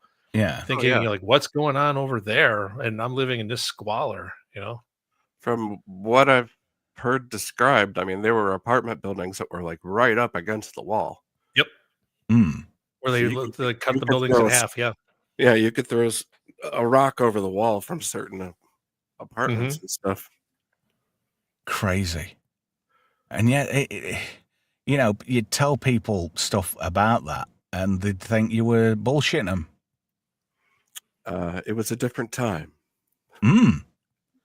That's the one thing that, like even today, like Adam was saying earlier, how Barbara had seen the film. Depending on the age of the people that are watching this film, they would have no knowledge of the Berlin Wall. You're thinking, well, West Berlin, what's that? Because Germany reunified and it's all gone away now. There isn't. I think there's small sections of the wall that are still there. But most were handed off to Western. What's that? Yeah, they kept a few sections for historical sake, but I don't know how much of this is taught in schools anymore. Oh, I can't imagine very much. Yeah. I know, like sections of the wall, came to the United States, and there's I think you can see, I don't know if it's at the Smithsonian in Washington, D.C., but there's places where you can see sections of the wall where they brought them over to the States, but Yeah, in other Western countries. I don't think younger people would really understand what a big deal it was when it came down. Right. I mean, it was world news. It was a massive event. Yeah. Symbolic. Yeah. It's all right. Yeah, they sold T-shirts and stuff, you know. Do you know, I don't understand this. The master file with all these slides on came to 44 meg with 370 slides, which I thought was great. That is obviously, yeah. I don't know. I've seen this happen once or twice before on StreamYard, so yeah. But if this doesn't work, I'm going to do the rest of the slides from my second monitor, because that would work. Yeah, you could do a screen share. Yeah, I'd have to do it that way. But bear with us, guys. Yes.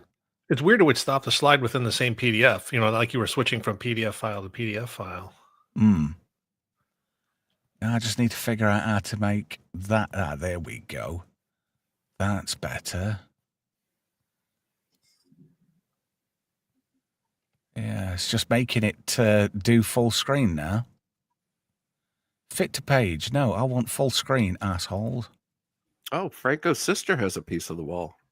Oh, wow. Really? Wow. That's pretty gnarly, to be fair. Yeah, interesting. Right, that's finished doing what it was doing. Let's see what that. The fact that she was there, I mean, that's pretty intense. You're there, and it's like, look what's going on. They're taking hammers to the wall. There were like, millions of people in the streets. Yeah. Right. According to this, the second half of the slides is 19.2 meg. Let's see if that's a thing. Hello, computer. Yes, it's definitely given me a hello, computer. So I've learned a valuable lesson there. StreamYard, like any other streaming service, has its limitations. Every streaming software has issues. It's just, what flavor issues are you ready to deal with? I like the flavor that has the least amount of a bullshit aroma to it, to be fair. I think StreamYard has a pretty good product. I just can't afford to pay their price for it. I had a $10 plan on StreamYard before they switched owners or whatever it was, and it went up to $40, and I'm like, nope. Ooh, yeah. Yeah, it is quite expensive for what it is, but for me, it's a necessary evil. Yeah. No, I get it. I've tried them all. If Restream hadn't have screwed me over like they did, and then gone, what? Because it was happening more and more. Things were getting took off, and everything was just screwing up all the time. So it was a case of I had to come to StreamYard. So, yes, it's very expensive. And for what Restream now because someone gifted us a subscription to it. So I've been working around it. I mean, Restream is good. It's a good studio. It doesn't like media very much. It's more of a Zoom call software for. Yes, I agree. Yeah. So after Jonathan manages, hey, that's not bad. I managed to turn this around in quick time. Yeah. If I'd have done it how I should have done it in the first place, we'd have been back up and running in no time at all. So thank you to everybody's patience. Anyway, so Jonathan bumps into these three young people who are in a band, dude. This is a fun bunch. Yeah. The Coup Cult Band. And he's like, oh, you've got to help me. Where are you going? They say, going to Frankfurt. Not like Arnold Schwarzenegger. Is there an airport there? Yeah, come on, get in the van. And this guy, I think he's... Yeah. He looks like David Bowie. Yeah, what can you say? He did give me those kind of vibes, yeah. He's just over enthusiastic. He's just... These kids are so starved of culture. They just think this... Jonathan, they think the sun shines out of his arse. Well, this was like going to Japan in the 90s for me. It really was like that. Like, I would just get stopped on the street. Are you American? Like, they were just so excited. And it's nice to see some old school European cars there because you've got a Ford Transit van. They're still in production Obviously not that model. But that green car to the right is a Mark IV Cortina. And there's another one, a red one parked. In fact, they're all Ford Cortinas, those three cars there. And they were everywhere. And now you don't see them. It's funny. Those kind of cars were ubiquitous. Everybody and the dog had one of those cars, right? And now you're lucky if you see one. Where did all these cars go? I don't know. Sounds like your version of the Ford Taurus that we had. Everyone had a Ford Taurus for a while there. Yeah, but where do these cars... It's funny. They all seem to disappear at the same time. Yeah, almost like it was planned obsolescence. Weird. Not like Ford would do anything like that. No. You know what Ford stands for, don't you? Found on road dead. Or fix, often, repair daily. Or is it fixed often or repaired daily? Something like that, isn't it? Fix and repair daily. Yeah, there's a bunch of them. Yeah. So anyway, they're like, he's like, where are you from? LA. And they're like, LA, we love it. We love it. And they're all over the fucking road. Oh, dear. And he's like, you ever see Joan Collins? You know Bo Derek? That JR, man, he's one mean dude. One mean dude.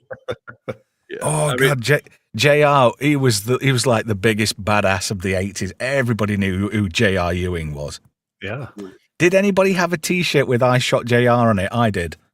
My people in my family did. I'll say that. Crikey, the T-shirt, but I did watch that episode because I was a regular watcher of Dallas. So the whole who wasn't watching that in real time and then like waiting for the next season to find out who actually did it. That was an actual thing. And then you got the whole Bobby shower scene. Bobby in the shower. Yeah, what a letdown. Oh, that was funny. And he says, "Oh, I had this funny dream about Family Guy," and they redid it, didn't they, for Family Guy? Yep. Oh, I thought that was meant. That really did make me snot. I thought that was great. But these Germans, that, like I say, they're that starved of culture. Anything American is just so appealing to them. And then this girl says, "Have you got your papers? DDR checkpoint in 10 kilometers." Back to the DDR. Yeah, he says, "Oh, I can't go back to the DDR. Don't sweat it." So, yeah, these kids turn up. And that's their passport photos. Oh, his name's Berno Rudolph. Oh, but I'm not even... Hey, the music during this scene, too, the song Relax, that I automatically, when I hear the song Relax, associate it with this film. I have ever since. It's got a great synth soundtrack to it. There's like stuff from Nick Kershaw, and there's loads of like 80s bands in there. But look, what his first name is, it's Adolf. I never noticed that until now. Of course it is. Berno Rudolph Bartholomeus. First name Adolf. Let's see, 21st of November, 1956. Crikey, it'll be pushing years now. Yeah. He's from Dusseldorf. I've been to Dusseldorf. I have only been to Frankfurt and Munich, I want to say. Yeah. Hey, his passport's valid till the 24th of January, 1988. But look, his photo and how he looks there. And he gives the guard a cheeky wink, and he's like, And this guy's name's Bernward Bucher. Bernward. Yeah. Or Bernard.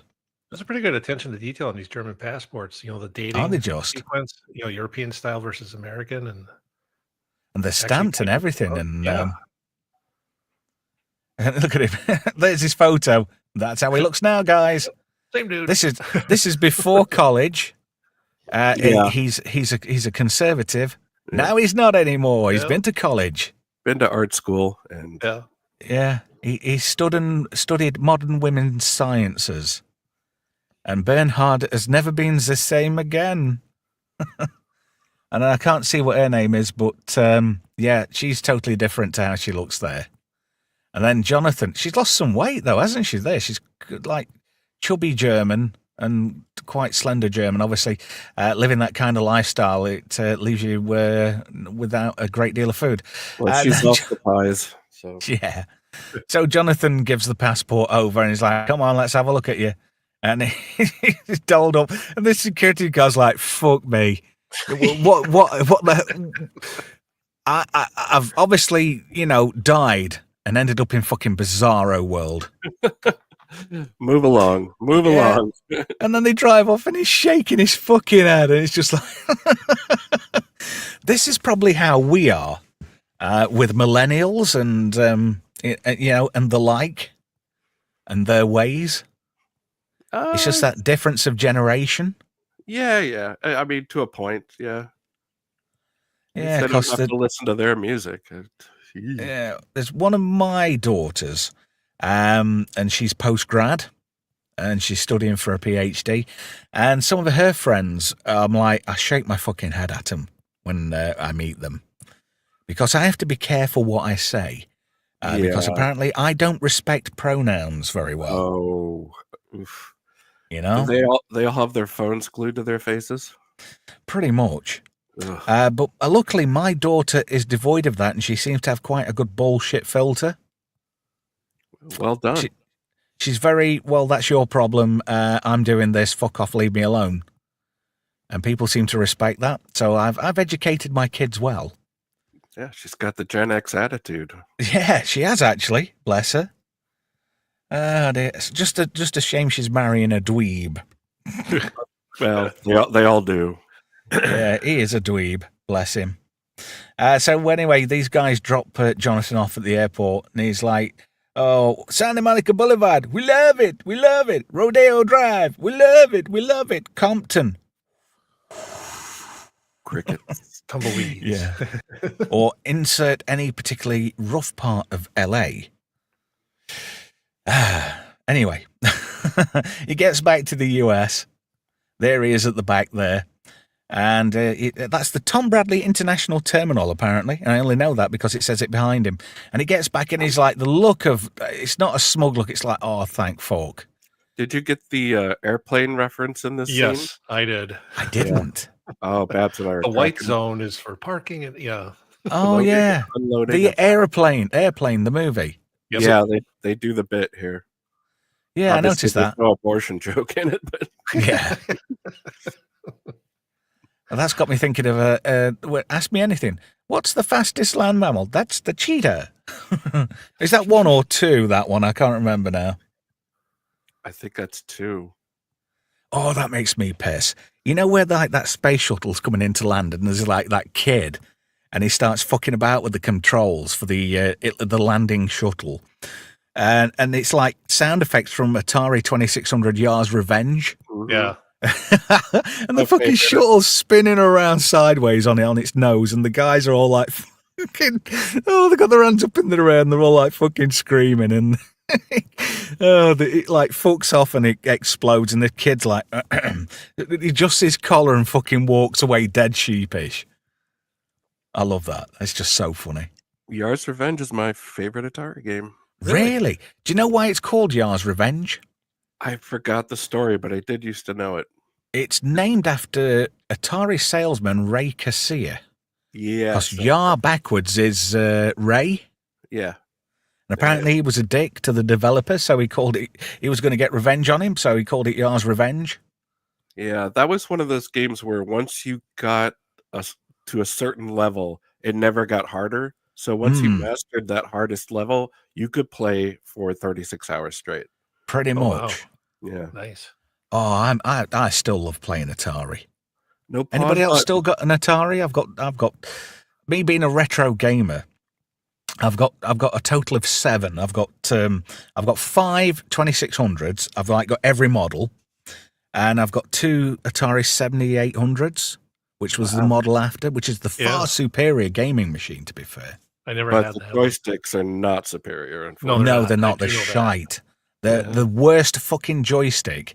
Yeah. And there wasn't just one bad joystick. There was 2, because it tried to emulate the early Nintendo joypads.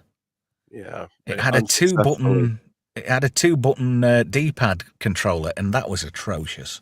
The original Atari joystick is one of the finest pieces of machinery ever made. For the amount of torque that you put on those things, and they would last. Oh yeah, yeah. You see copies of them all the time, but they don't have the feel. they don't feel right. I can Do you tell know the why? difference right away. Clicky, horrid buttons Yeah. with actual metal contacts. Mm-hmm. And it's amazing because they're held down with like parcel tape. Yeah. And the stuff is still fucking glued on there perfectly. Mm-hmm. It must be the lack of UV rays getting to it, but they're actually quite easy to service because whoever designed the boards, they've got like a type of spade connector, and they fit sideways onto the PCB. They're so easy to. There's not a deal to go wrong with them, to be honest. Yeah, I remember we would Frankenstein the Atari joysticks together. Like if this button went out, we'd move it over to a different one or whatever. I remember at one point we spliced together the cords so we could have an extra long cable and sit way back from the TV and play on the couch. Oh, them were wow. the days. Nice. When you had to play through a proper TV on the tuner. Yep, RF connector. Yeah. Yep. None of this composite cable bullshit. Anyway, this is Gailey Terrace, And we're where back. Jonathan lives with Manolo. They're a pair of bachelors. Obviously, they're not gay. They're good friends. Yes. Unfortunately, at the Tom Bradley International Terminal, somebody else has arrived. Fat Clarence Bodicker. I love that. I think it was Gavin who came out with that one, but It was well Gavin. done.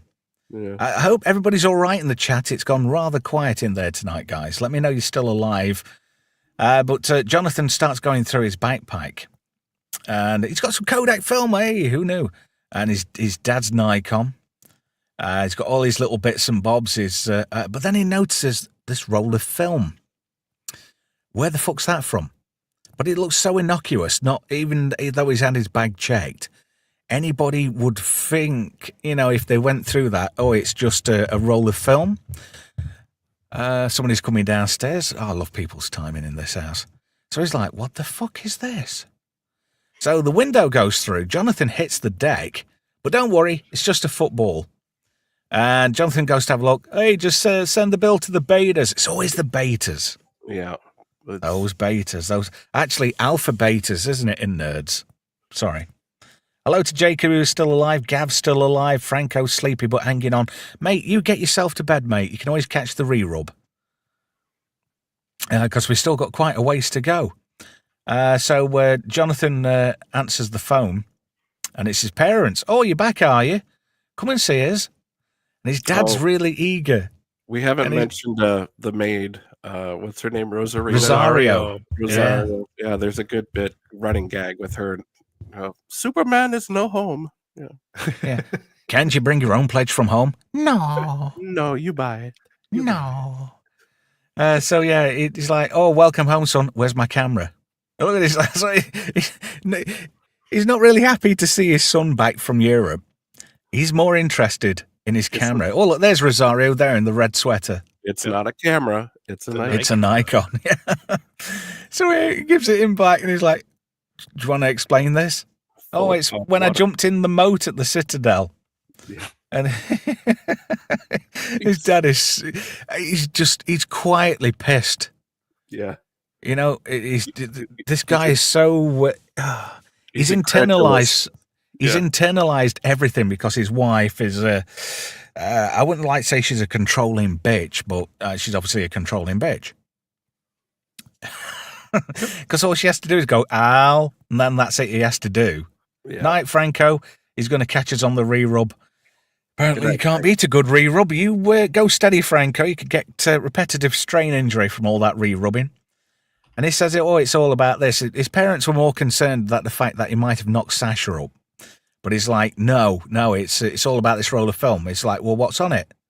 And he goes, I don't know. It's got spy shit on it. And he's like, spy shit? Okay, he's on drugs. Yep. Yeah. And his parents start freaking out. And then she goes, you had to let him go to Europe. Mm-hmm. She fucking gaslights him, turns it all around. And he's like, he doesn't even say anything. He just gestures, me. He's got that frown. Like, wait, yeah. What? Well, he's had 30 years of this shit. Yeah. Yeah, and probably more. She must be good in the sack. So Jonathan's driving back to his place in his 1965 Mustang in blue, an original 1965 Ford Blue. and this Merc's up his ass, basically. Is that what you call tailgating? Because we have a saying like, you're up my arse. Yeah. When somebody's Tailgating. too close. Yeah, tailgating. So this guy's basically tailgating Jonathan. He gets a bit fucking paranoid. Obviously, this guy's got that would not pass, would it? Any officer of the law would pull you over for a tint check there, I think. Yeah, well, now when it first got popular, there weren't any regulations. Really? Yeah. How times have changed, and it's all to make money out of people by doing you. You know, the cops now actually have a device that slips over both sides of the glass and measures the tint. Why am I not surprised? Well, I didn't know about that. It was probably from Radio Shack before they went out of business. Oh, R.I.P. Yeah.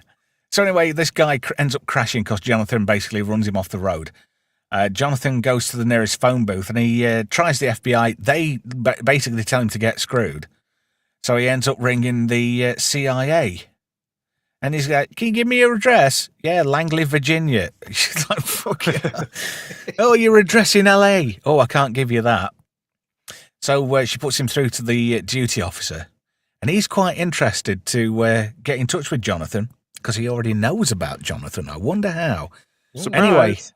Anyway, Donut Man, a.k.a. LA Cop, is like, put the goddamn phone down. He's got to blow his fucking brains out. And Jonathan gets arrested, and this guy who was in the car just wants to kick the crap out of Jonathan. So 4 a.m., Jonathan's dad has to come and bail him out of jail. He's not happy. No, he's not a happy guy. He's got a lot to put up with. You know, he's got the controlling wife, wayward son.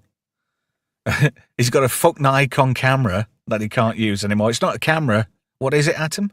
It's a Nikon. It's a Nikon, yeah. And he's got a squirrely housekeeper. So yeah. he's got a lot on his plate. She can't bring her own pledge from home, apparently. No. Senor Jonathan, he no home. So Jonathan gets back, and these guys are in his apartment, going through all his stuff. So he conveniently hides in a bush. Yet again, another reference of bush. 80s films and the use of word bush. He gets a lot of bush in this movie. Oh, yeah. So he watches these guys go. And he gets into his apartment, and it's completely trashed. So he rings the CIA again. And he's like, oh, look, he's coming to us. They're laughing. They've just trashed his apartment. Now he's coming to them. Jacob says he has a Canon. I have a Canon too. Fuck Nikon. So Jonathan goes down to the location of the CIA in LA. And he goes in there and he can't believe his eyes. Look who's there. There's the guy who trashed his apartment. And look who's smoking. It's Sasha. Sasha. Pittsburgh, yeah. Yuckin Sasha. that might be relevant in a few slides' time. Yuckin Sasha. I love that. So Jonathan goes into full gotcha mode. And he follows these two around. And he's only, what? About 20 yards behind him. How they didn't notice. And they're off to a hotel. I wonder if she's going to give him some of the same he got on holiday. So, answering machine messages. Oh, Jonathan, I missed you. How she got his number? That is so convenient. She's CIA, yeah. Yeah. So Manolo eventually gets back from Spain and is like, what the fuck? Oh, you're not going to believe this. All of it about this roll of film. And Manolo's like, all this for a bit of pussy. And Jonathan's like, yeah. I regret nothing. Zero fucks were given. He got laid. He lost his cherry. He was quite happy about it. Phone rings and it's Sasha. And she's like, I was worried about you, Jonathan. Oh, why would you be worried about me? He's wise to this shit now. Yep. His eyes he's been red-pilled royally. Yeah. So he's not taking any size shit. Of the television in his apartment there, by the way? Yeah, it was huge. I mean, Manolo, let me go back. One like that. Look at that. And at one point, Manolo sat on the fucking thing. Yep. Yeah.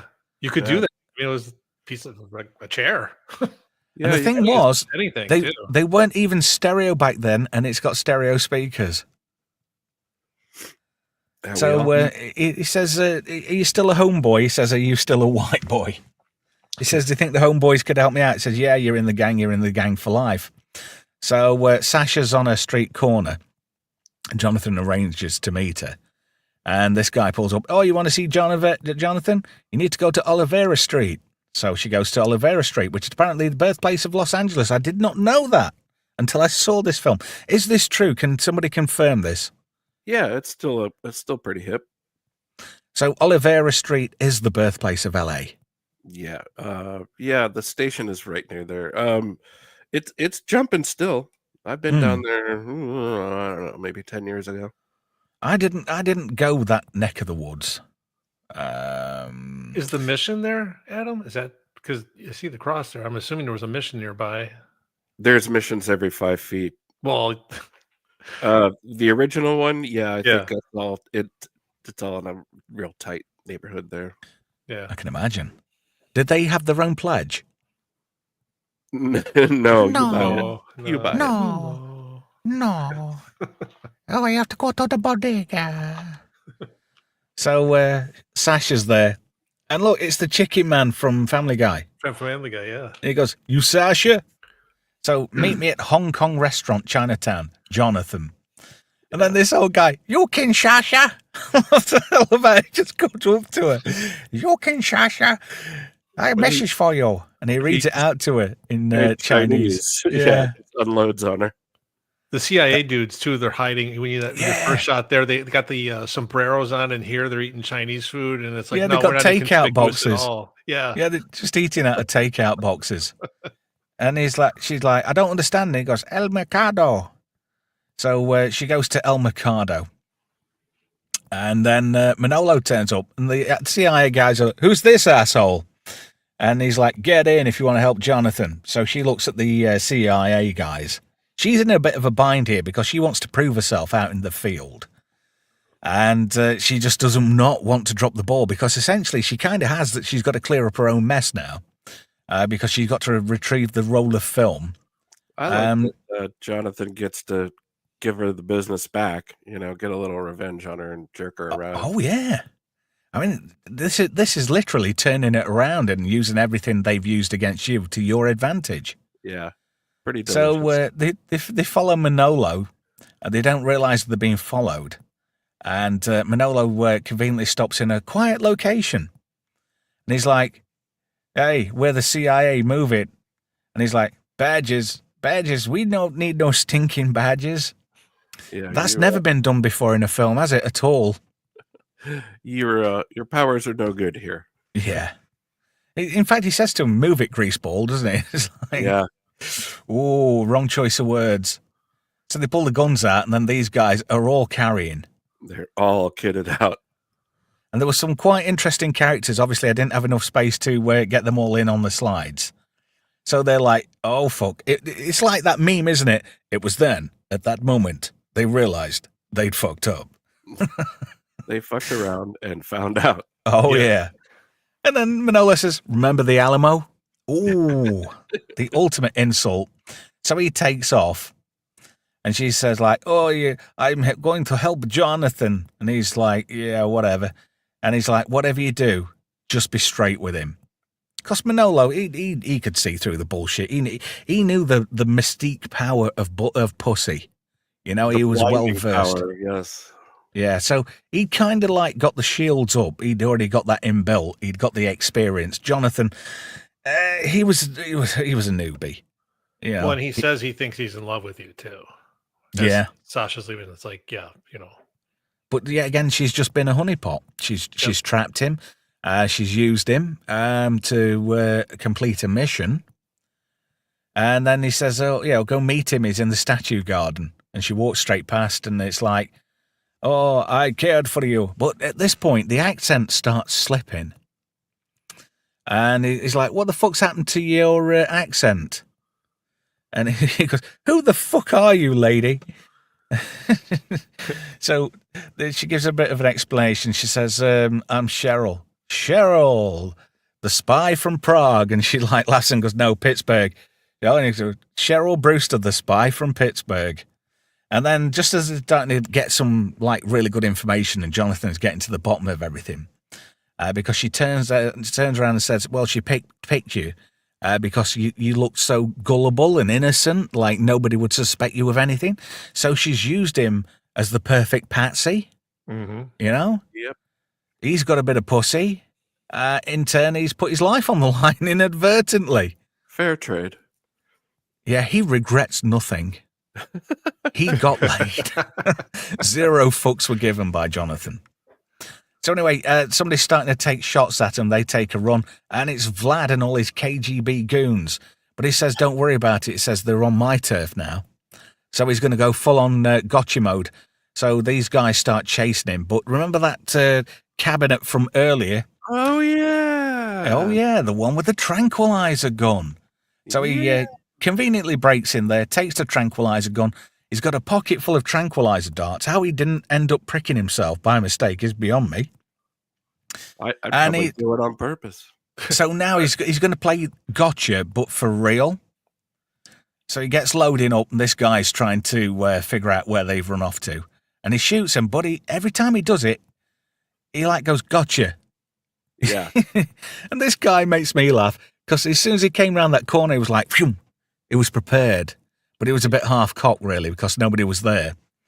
But Jonathan kind of knew what the play was here. And he shoots this guy in the back. He fires a round off. Yet again, he goes, gotcha. Every time, that just kind of, it lets it down a little bit, because it gets a bit cliched and cheesy in the final act. You know? Yeah. Well, it's kind of his shtick, you know. Again, Well, he's yeah. been kind of run around, so I think that's his like personal way of saying, you know, that again, not gotcha, but you're in my environment, so we're going to do things my way. So he's kind of consistent with the opening of the film. Yeah, it's not too bad. Maybe gets him into space. You know what I mean? Yeah. So Cheryl, or shall we call her Sasha? I don't know. Cheryl. I think that's good for now. Sure. So she goes to ring for payphone. backup. Yeah. Pay phones. Yeah, nice call, Gav. Yeah. Thing is, though, in the village where I grew up, we had 2 payphones, and both they're just gone now. You hardly see payphones. In fact, you know what they've converted most of the payphones into around this area? Urinals. Defibrillator boxes. Oh, that's right. We don't have that here. No. Only on private property. Right. But, there's defibrillators everywhere. And when I'm on the school run in the morning, I still go past an old traditional red English phone box. Oh, they had a unique small British phone boxes.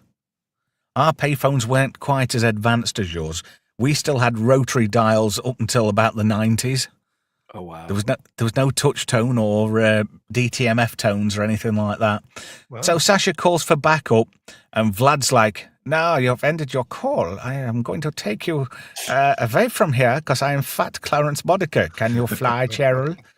Can you fly, Cheryl?" Oh, that'd have been a good one. So Jonathan, he comes around the corner, but somebody gets the drop on him. But he gets a dart out of his pocket and stabs this guy, and he goes kaplunk. But Vlad, he's like hiding behind this tree, and Sasha's there, and he's like, "Put away the gun, Jonathan." So he puts the gun down, and there's Riley, and he sees Jonathan. Well, Jonathan's still got a gotcha out on him, hasn't he? Yep. So Riley, he really saves the day here, but he does it totally innocently. He thinks he's just playing the game, and he thinks, "I'm going to get this prick. He got away from me last time." So Jonathan's just stood there, doesn't notice Vlad's got a gun to Cheryl's head. Yeah, nothing weird there.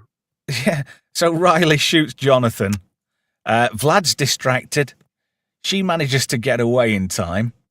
Jonathan drops to the ground, shoots him, and he's out for the count. And yet again, another gotcha, and he's like, "Thanks." He goes, "Gotcha." Yeah. But the thing is, in the story, this is the first time Jonathan's actually been shot. He's been like the most targeted player because he's got everybody, and he's done it so professionally. You know, he's turned it into a proper sport. He's the man to beat.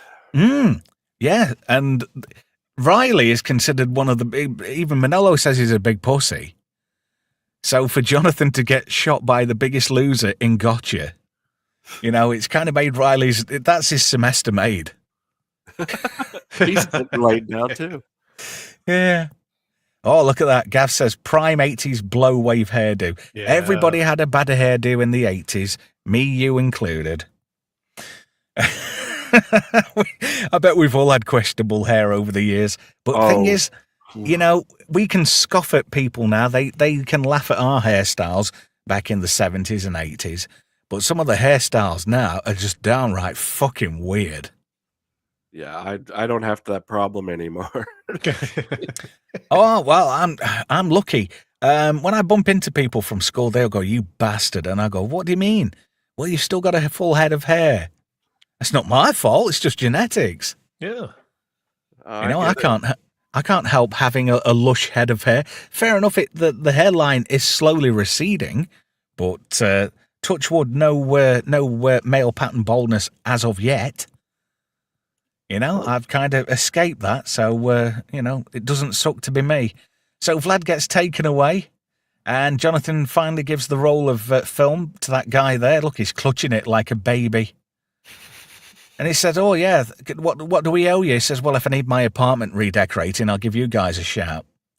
Linda looks quite sexy, sassy, cheeky in these last few shots. But Jonathan's the man now. He's like, "I don't need you, bitch. I've got pussy coming out the wazoo." And she kind of like gives him a cheeky look and says, "I want you." And Jonathan's like, "Yeah, okay. I know." But I love this bit here. You know, she goes up to him and he does a fourth wall break. Yep. Yeah. The only time he does it, he's like, I've got her on the run now. I thought it was a good touch. Mm-hmm. And sometimes you see a fourth wall break and you go, "Oh, that's fucking ruined the whole movie." But this kind of sealed the deal for me. It's like Jonathan's like, "Yeah, I'm the fucking man now."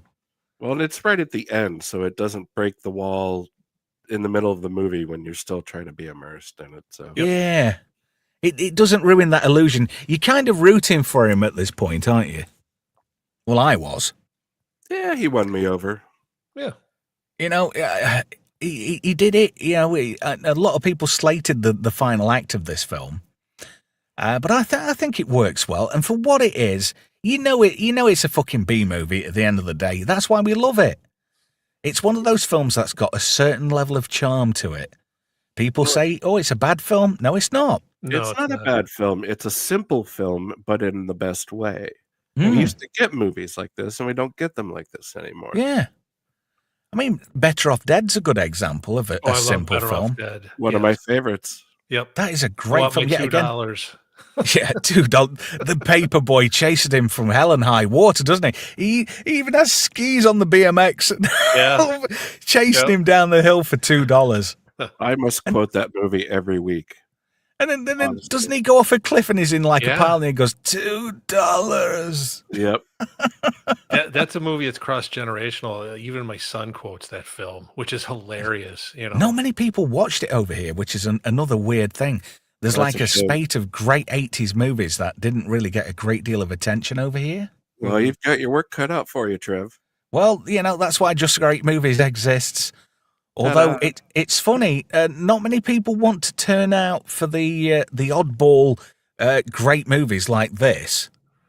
But people will want people will want to be. Put Better Off Dead on here. That'd be a great addition to next year. Let's do it. Yeah. I don't know. I've got certain films coming up soon, and people are beating my door down. I'm going to end up upsetting people because not everybody's going to get a place at the table. Mm-hmm. You know what I mean? So, which is unfortunate, but shit happens, I'm afraid. But Jonathan's the man now, and he gets the girl.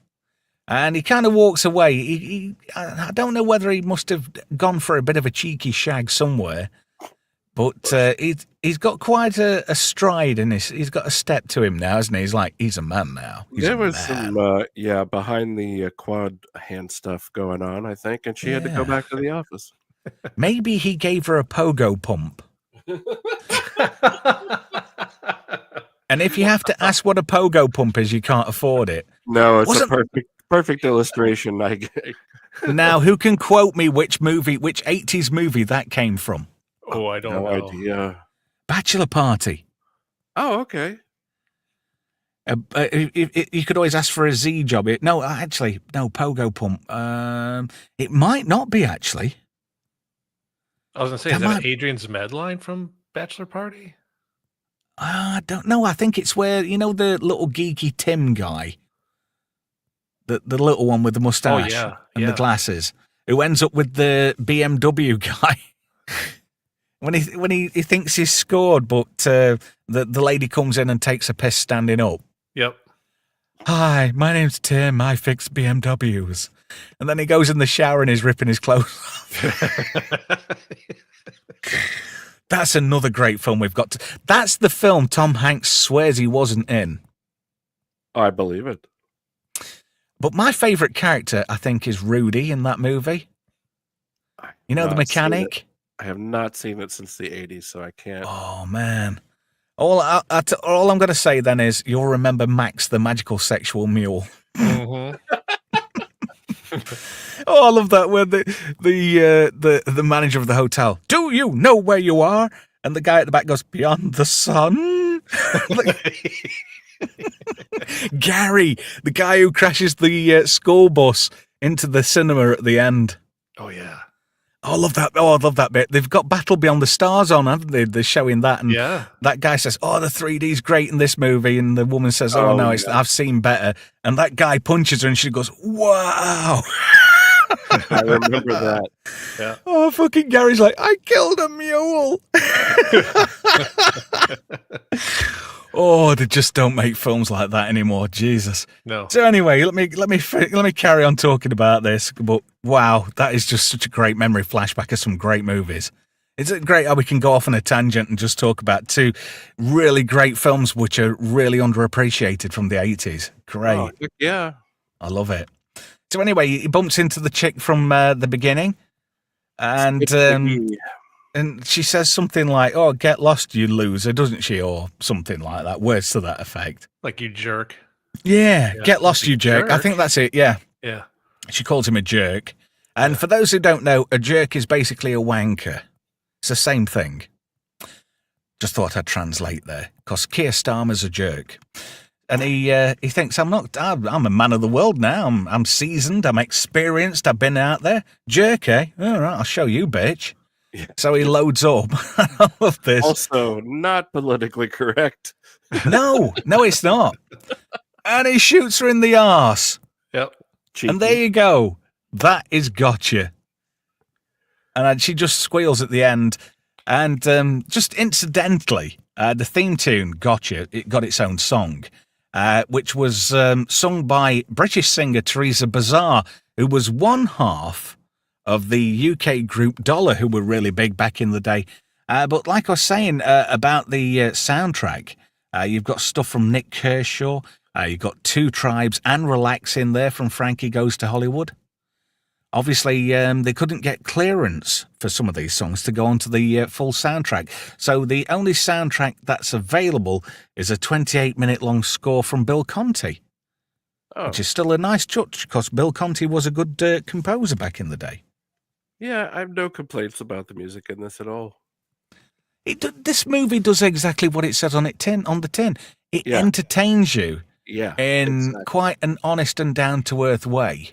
Yeah, and I think it holds up. I think it holds up really well. Yeah. It's a fun short rewatch movie. On Saturday, too. Like I say, I enjoyed it. Like I say, I texted you. I was laughing right from the start. Yeah. So, yeah. And it's a short movie. It's only an hour and 40 minutes. But for an hour and 40 minutes, you are well entertained. Yes, exactly. And I love this. I love this film. It is. It's one of my favourites, and I love it. And like I say, I watched this in Germany. It must have been 86 or 87. I'm probably thinking 1987. It was also when I first saw The Terminator as well. My brother had that on VHS. Incidentally, my first two nephews, right? My first nephew ever born was named Kyle. Can anybody guess what my second nephew's name is? Reese? Really? It's Reese, yeah. Oh, Kyle Reese. because my sister-in-law, she was obsessed with Michael Biehn and the Terminator as a whole. That's cute. Yeah, cheesy as fuck, but she was obsessed with Michael Biehn. But I don't think she'd be as obsessed now. But then again, I don't think he'd be impressed with her. I haven't seen her for at least 3 decades, so I'm not really missing anything. She was a bitch. Michael Bihn's got a podcast now. I mean, I know everyone has a podcast, but yeah, he knows a lot of interesting people that he has on. Yeah, he got the idea. He was on, what was his name? The guy who played Lex Luthor in Smallville. Was it Smallville? Aaron Rosenberg or something? You know the guy I'm talking about? He's got a podcast. I never watched Smallville. I'm sorry. Yeah. I think it was Smallville. He played one of the Lex Luthors anyway. We're lousy with Luthers. Yeah, you got us there, Trev. Oh, I'm going to look it up now. IMDb to the rescue. I'm sure it's Smallville. Right, full cast and crew. If it cares to load. Come on, you bar steward. Oh, it's giving me the crappy page. You know where you don't... Oh, Michael Rosenbaum, that's him. Oh yeah, I have seen his thumbnails. Yeah, he's got a podcast, and he gets them all in basically. But he was one of the he was the Lex Luthor in Smallville. I didn't actually watch that as a series. No, I didn't watch it at all. I think that's when I had my business. Was that the 90s? It would have been, yeah. Yeah, I wasn't even watching TV then. I tell you something. I tell you what, I am going to give a serious rewatch to, because I've noticed there's a lot of steering on social media to get people to watch TV series and stuff and movies. I noticed there's a lot of that more lately than there has been of late. And I started getting little clips of the original Flash. You know, the one with Amanda Pays in it. And, well, God, what's his name? Oh, fuck me. The guy who played Dawson's dad in Dawson's Creek. John Wesley Shipp. But I know Amanda Pays because she's in Max Headroom. And she is indeed. Gorgeous. Yeah, she was in the movie and in the TV series, if I remember correctly. Yeah, that original movie pilot thing for Max Headroom is one of my favorites. It's in my top 20. Yeah, it's Max Headroom 20 minutes into the future. Yeah, that's what it's called. I've reacquired the Rebus tape. There you go. You get I can do a Bryce in there. Yeah. Was he? Yeah, isn't he the chubby guy of the two? No, he's not. No, he's not. It's not Alexis Sale, no. Oh, that's a good series, Trev. Yeah, the Flash from John Wesley Shipp is Shipp is Barry Allen. Yeah, that was a good series. That was a good series. Oh, there was that black guy in it too. What was in everything at the time? He was a really good character. I forgot his name. Oh, Jesus. Alex Desert. That's it. Yeah. That wasn't that. I never watched it all the way through because it was quite sporadic on TV over here. I forgot Richard Belzer was in that show too. And I tell you, wasn't Tim Thomerson his dad in it? Oh, I don't know. Tim Thomerson, he's the king of the bees. Oh, He's Mark the mark Hamill of was quality, in there. No, yeah. I know I've forgotten the show. He was the trickster. IMDb, The Flash. I never watched. I'll tell you something. I didn't watch. Oh, yeah, Tim Thomerson. He played Jay Allen. Yeah. Yeah. 1990 to 1991. You'll have That to do everything. transfer someday, Trev. Oh yeah. Oh, transfers would be awesome. Absolutely. Yeah. Wow. And that did not slow down as a franchise. No. It kept going and going and going. Yeah, they milked it. Didn't they just? Jack. Yeah. Man, I love that. Oh yeah, now you're talking. Yep. Dick Miller was in The Flash as well. Yeah, there's a lot of people that was in this series. Mark Hamill was in there as James Jesse, apparently. You got Sven Thorson, Emmett Walsh in there too. Love him. Sven Thorson. What's the matter? Steroids make you deaf? Get him. I got to go score on some steroids. That's a great line from The Running Man. Wow. 90 to 91.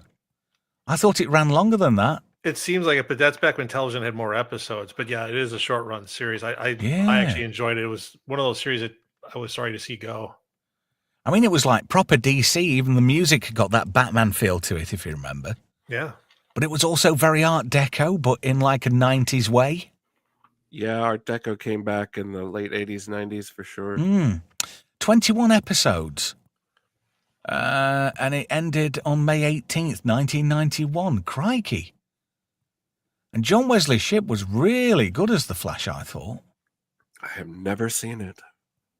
Holy shit. I'm looking at a thing here.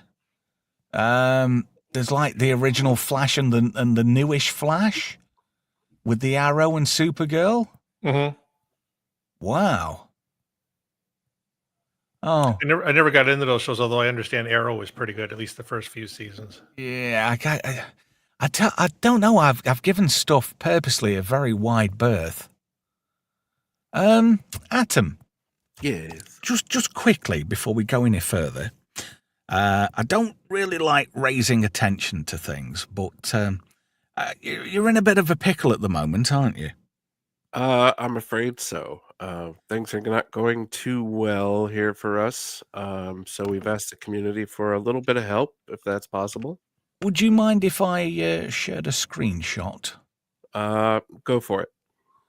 Right, hang on a minute, that's the wrong one. You know, I'm still trying to figure out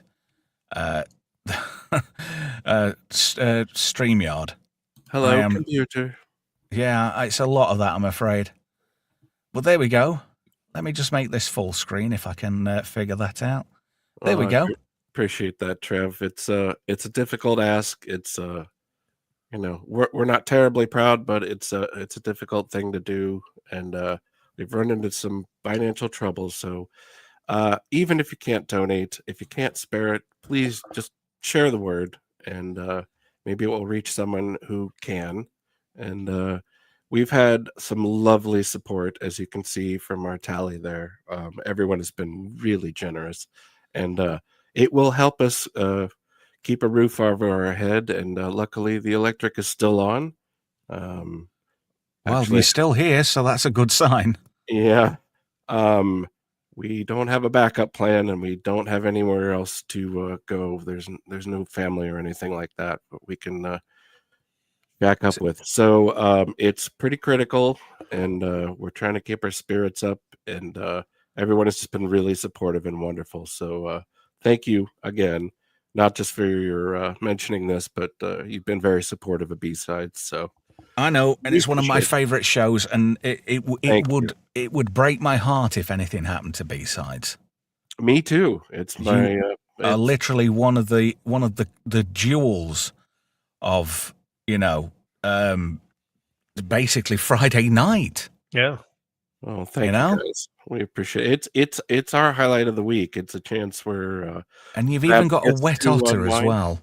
Yeah, we've got a cheeky otter. Sometimes he's awake when the show starts. Sometimes he's not. Yeah. Oh dear. Well, he does have a nap. He's very preemptive. Bless him. The time change got him last episode. So. Oh, don't! I screwed up last week. I was supposed to be on Theatre of the Grid's Halloween stream, Gamer did remind me about this. Apparently, when we go back to GMT, you guys haven't gone on to daylight savings time, is it? No, it's like 2 weeks later for us.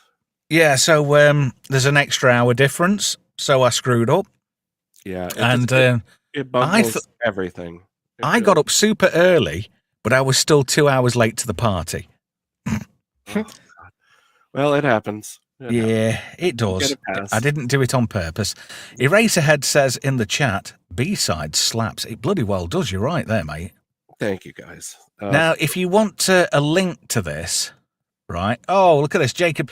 Oh, yeah, cheeky. B-sides is Friday night. Oh, hang on a minute. This Friday night shite first. I'll have a slice of that accolade. Well, it's thank night you. For you. It's afternoon for me. Well, yeah. It's now, lunchtime. if you were looking for a link, you can go over to B-Sides Roll over on X. You can also, B-Roll Stage on X. You can also go to my profile, which is @TrevRetro.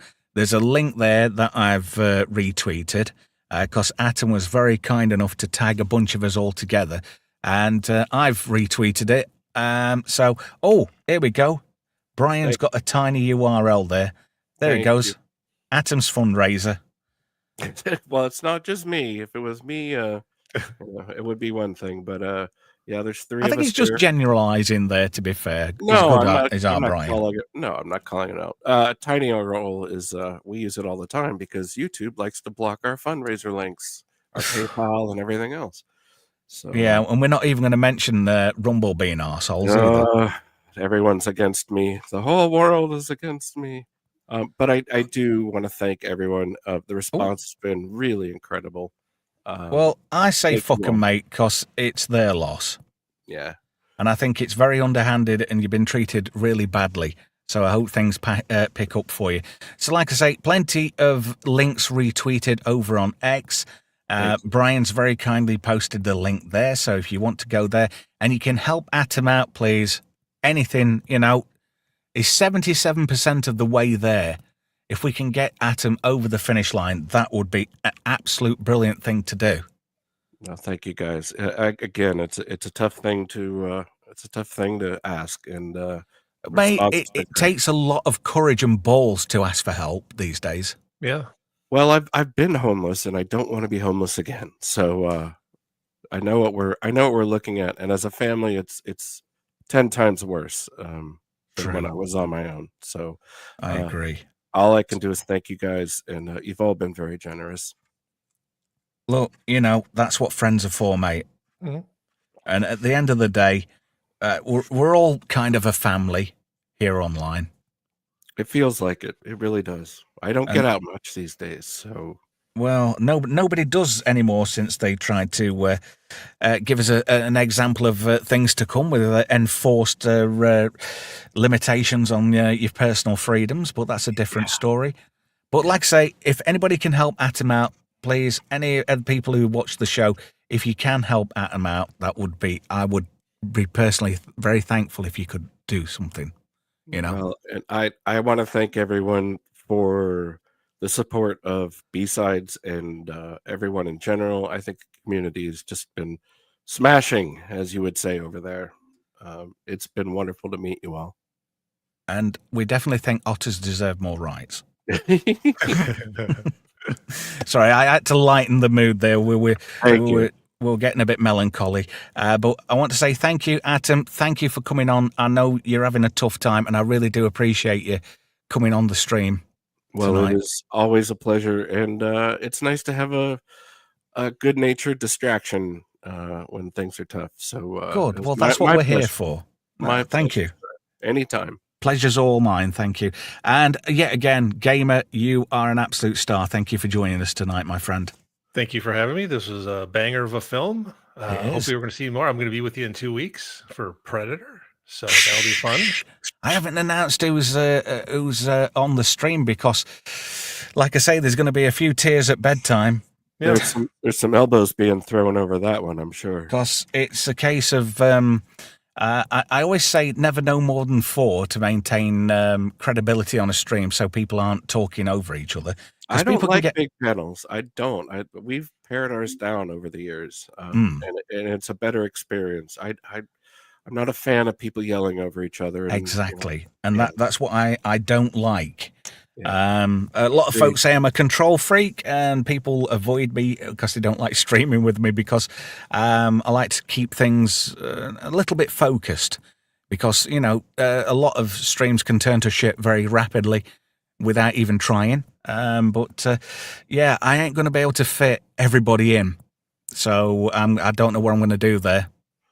Oh no, it's fine, and I think a lot of your audience appreciates it. I know I do. I really do. Well, it's not a case of maintaining order. I just want to produce stuff what I would want to watch myself because there's nothing worse than getting into a stream and it be boring and shit. Yeah, no. I don't. If people are good enough to give me their time, I want to entertain them. I want to reciprocate. Yeah, there's enough noise in the real world, and you don't have to make an effort to be authentic. You just have to do what you love, and it shows. Well, yeah, I just like talking shit with mates about great movies, what people have probably missed. Same here. And I look forward to playing your B-Sides trailer on Friday night. Friday Night Shite from 9 p.m. this coming Friday. Me and Swappers. We're thinking about just keeping it me and Swappers. Because Swappers liked it like that, apparently. Well, that's a different story. Thank you to everybody who's tuned in tonight. I really do appreciate your company. And I want to thank Atom and Oldest Gamer for joining in. And I'm going to play a trailer now for something happening in December. Thank you, guys. This December, Just Great Movies explores the greatest science fiction franchise of all time.